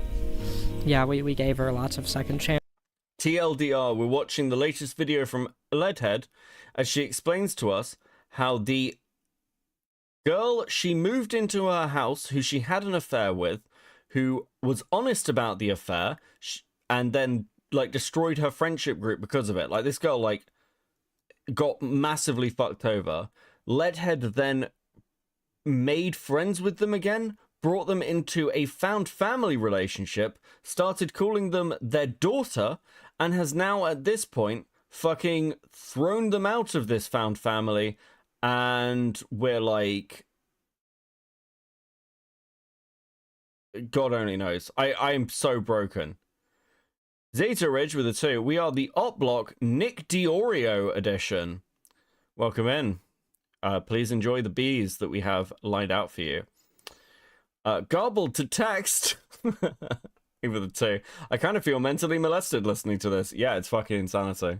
Chances, but also stickers. Yes, please enjoy stickers. Please enjoy stickers because you have hit the goal. You have hit the goal. You have hit the goal. I'm very proud of you. I'm super proud of you guys. I am fucking completely broken, but I'm super proud of you guys, okay? You guys are the best. You're all that's keeping me going. I would not be getting through this without you. Believe me. For me to just look at somebody and say, no, nothing you can do will make this better. It feels like I lost something. Not just Rachel. Your mind? Your soul? What humanity you had left? Fucking any sympathy? I like, holy fuck. It feels like I lost a part of myself. Like I said, like I'm just a slightly worse person than I was before all of this. I know that that's not true, though. I'm doing what I'm doing to protect the people I love. You know, the needs of the many. True, and all that. Pinker. Let me tell you what the Chrome... So why was the romantic adopted daughter disowned? Don't know. Leadhead won't tell us. Shockingly. What do you think about the C. Cameron drama, the new content cop guy? I haven't looked into most of it, if I'm honest. But it seems he keeps getting caught in fucking lies, which is just really fucking weird. I haven't had a lot of time to look at it. I might do it at some point when it's kind of like all panned out. I think there needs to be a video on it. I think someone needs to do a video like as an introduction, because it's spread across like so many multiple streams now. It's very, very difficult to like keep track of. The Cornucopia connection here is, let me tell you why I'm going to be listening to this album and crying my eyes out thinking about this situation for the next couple of years. The situation that I'm in, it might not be one of the ones that Tyler's made an album about, but this should be interesting. The acceptance that Cornucopia is all about, that's what I have to look forward to right now. That's what's going to be waiting for me once, you know, I look forward to watching it when Morale finishes it in like 8 months' time. Girlie, you ain't shedding a tear. True. Like, fucking Morale's turnaround time on videos is nearly as bad as fucking Dioreo's is. Finally start to heal from all of this. Over the coming years, the color will drain from this situation for me, and I'll be able to add those colors back into my palette. And this video, you know, hopefully is just the first step. The first demonstration of some of those colors that I'm going to be bringing back into my world and reclaiming. I swear to God, someone needs to, like, Ashley needs to make a fucking Google Doc. That I need this in my life. And as I write this, as the overcast of winter fades from my town, I can in this time. He's see doing the blue of the streams. sunrise, the green of the trees, the red of those candles over there. Okay. The whole Let's spectrum go. of bulb lights that I have lining the ceiling of my porch more vividly than I've been able to for a long time. And I mean that like as literally as I meant. Wait, is she the girl who said, yes, I am fucking correcting her pronouns, kill me, said Tyler's albums reflected her life? Yes, while talking about the fucking, like, fucking found family shit. I don't even know how to describe this. Where do I begin? This is so insane. Anything. I need to do a Leadhead video. I need to do a Leadhead video. I actually need to do a Leadhead video. I meant girl, sorry. No, you're good. You're good. I'm more just pointing out that I'm correcting it. I'm not trying to woke scold you. I don't fucking care. You can say what you want in my chat. No one gets banned here. You're all good. Fuck. I need to do a Leadhead video.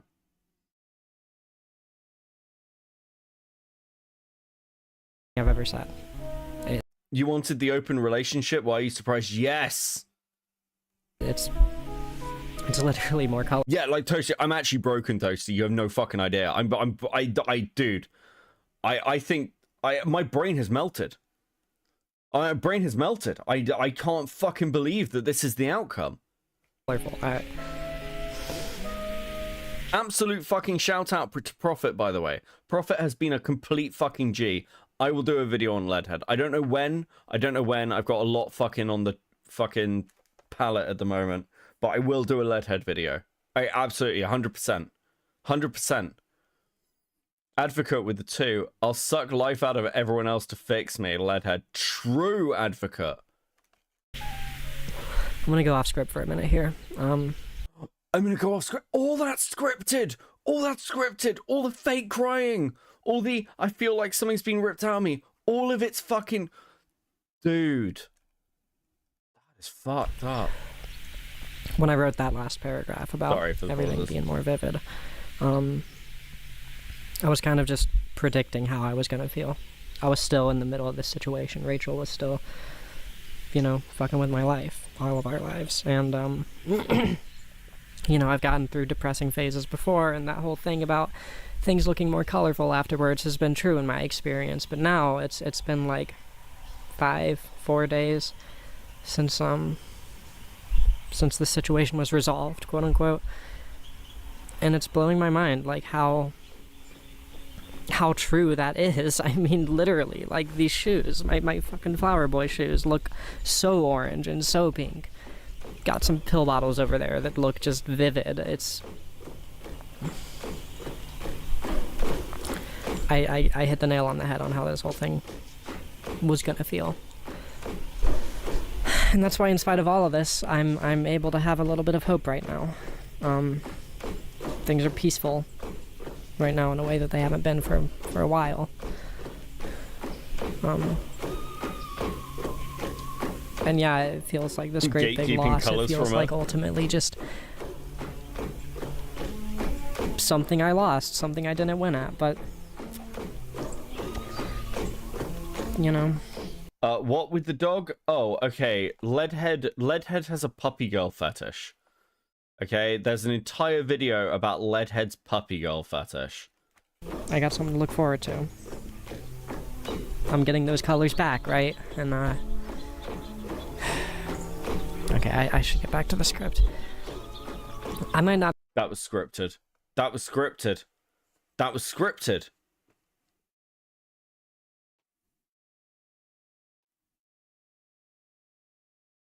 I think that was scripted.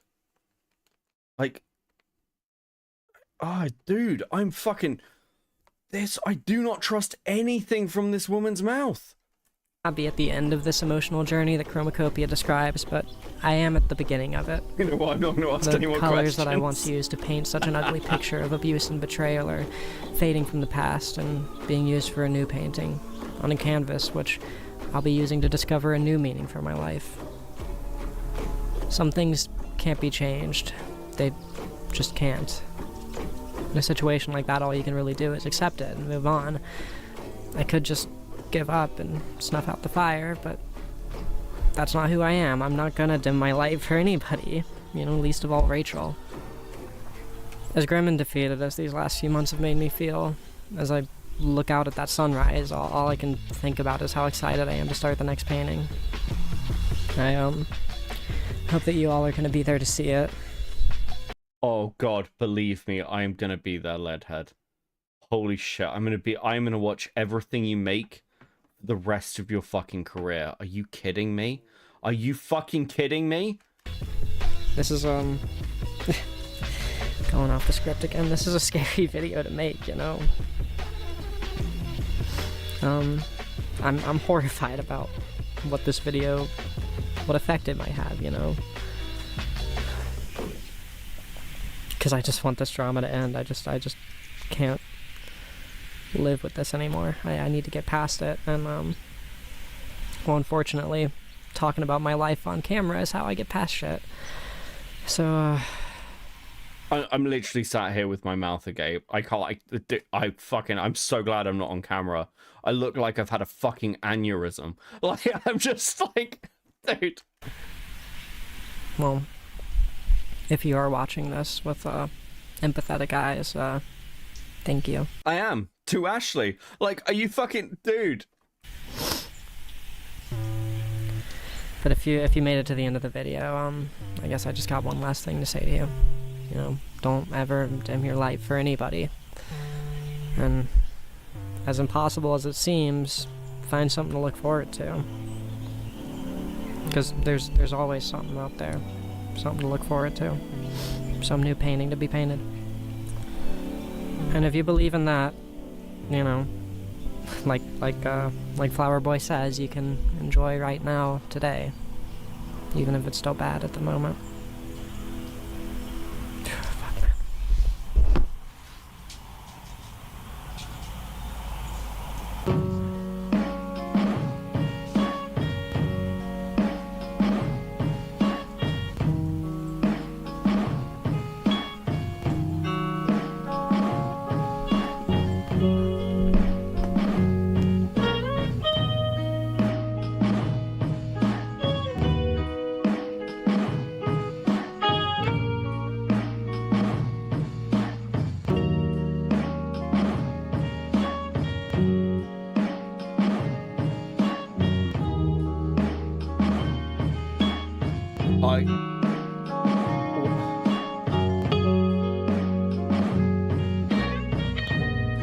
What am I meant to say to this?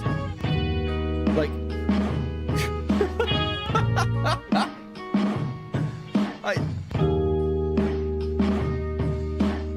Each video I see of Leadhead, I see a cigarette. Does she think it's cool? I've got no... Look, I smoke it. I smoke at least in one of my videos. I think I smoke in the Hypnotist Sappho one, but like... Smoking inside DJ and shit, I can't get too mad, I do it. Just to go with the 2, I wish Tumblr had never been created. That's how I feel about Reddit. Okay, the video's over. You don't have to keep on watching. Just gonna do a little life update about a few things, and of course, read out the names of the $10 plus patrons. Okay, I want to be fast about this. Every time I've tried to record it, it has taken way too long. No idea what's going on with my camera, by the way, but I think it's cool, so whatever. Torment Session 2. For those who don't know, I originally had the idea of having a mini-series that I was going to produce over the course of this year, 1 episode a month.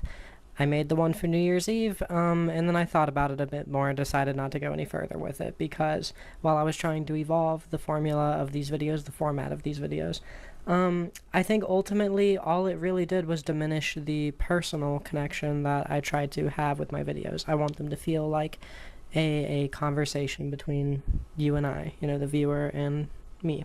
And I feel like adding an element of fiction, dramatizing it, making it so I'm not directly speaking to an audience, but speaking to a voice recorder was the plot of the show. Diminished that, so cut that out.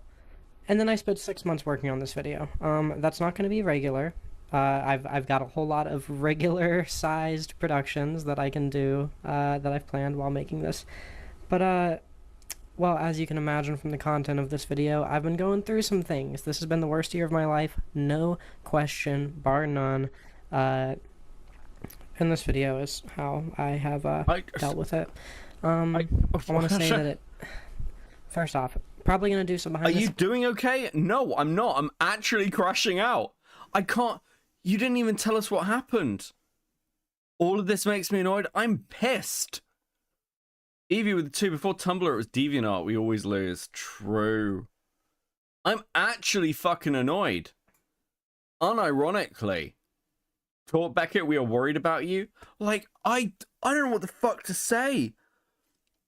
This whole fucking story with Leadhead, like, watching this unfold over the last 12 months... And to hear, like, I can't even... I'm not even going to find out what's happened to Ashley. Like, dude, I worry... Like, I'm actually kind of worried for this chick. Because I do think Leadhead is deeply fucking manipulative and abusive. Like, everything about their content tells me that. They tell me that. Like, they tell the audience that directly with the way they talk about how they manipulate the people in their lives. I just... Dude... How is this? How are we here? I'm fucking staggered. I didn't know what I was expecting. It wasn't this. Because, like, Leadhead's done bad things before. And she's talked openly, even vaguely, about the shit Ashley's done before. So whatever happened must have been really fucking bad. Oh, dude, I manipulate the audience into supporting her. Yeah, isn't it interesting?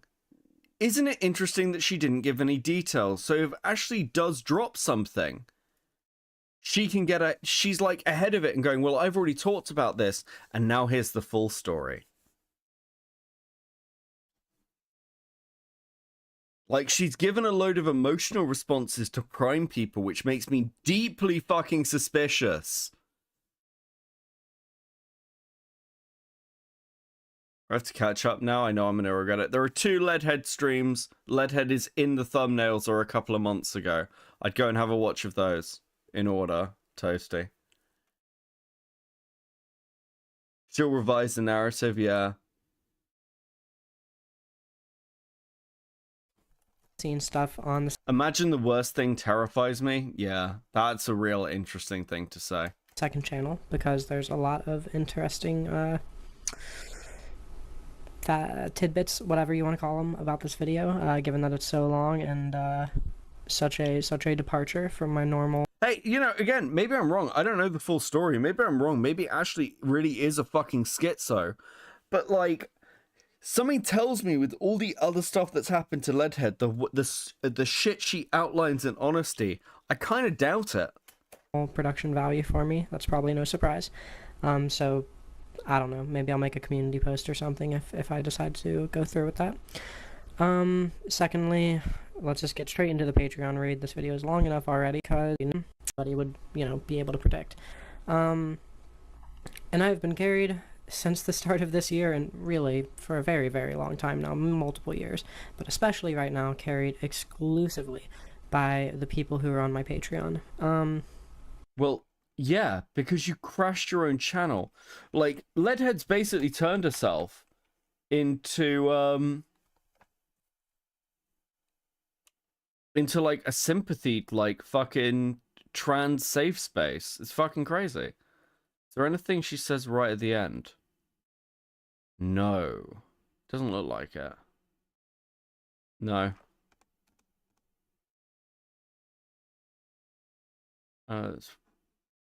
Dude. Okay, hold on. I'm just having a look. I'm just having a look through transcripts, see if there's anything else, because I don't want to listen to any more of this shit.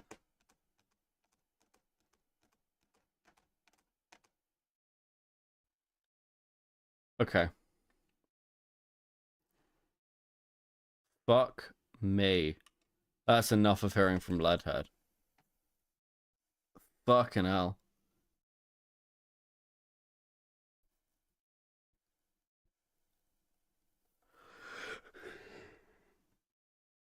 Okay, but what does Leadhead think about Israel-Palestine? True. Legitimate question. Legitimate question. Fuck. That's so insane. This is so insane. I'm so broken, chat. I'm so broken. Oh, fuck. I don't have the mental capacity at the moment with the Saber Spark stuff to think about this. I literally just don't. Holy fuck. Let's bring Queeman back on to yap about it for 3 hours. No, I enjoyed the conversation with Queeman. Don't be mean to Queeman. He's alright. He's alright. Oh. Buddy system, Beckett, we here for you. Thank you. I appreciate that, guys. I appreciate that. I am fucking so broken. Is Nick still live? I believe Nick's still alive. Oh my god, he actually is still alive. That's fucking wild. That post is like this one's just reading. Dude. Okay, cool. Right, I'm gonna send you over to Nick. I need some sleep because I need to finish this fucking video over the weekend. This has been really fun. I'm sorry streams haven't been as common right now. But they will be more. There will be more streams. We will get back to sort of normally, I'd say regularly scheduled content, but let's be honest, what I do is basically just pick a random time to go live and go and do that. That's literally it. That's all I fucking do. This has been fucking awesome. As always, you guys have a good, maybe I'll do a stream over the weekend. Depends how much depends how much work I get done on the video in the next day or so, okay? You guys be awesome. I will catch you soon. Have a great one. Say hi to Nick for me. Peace.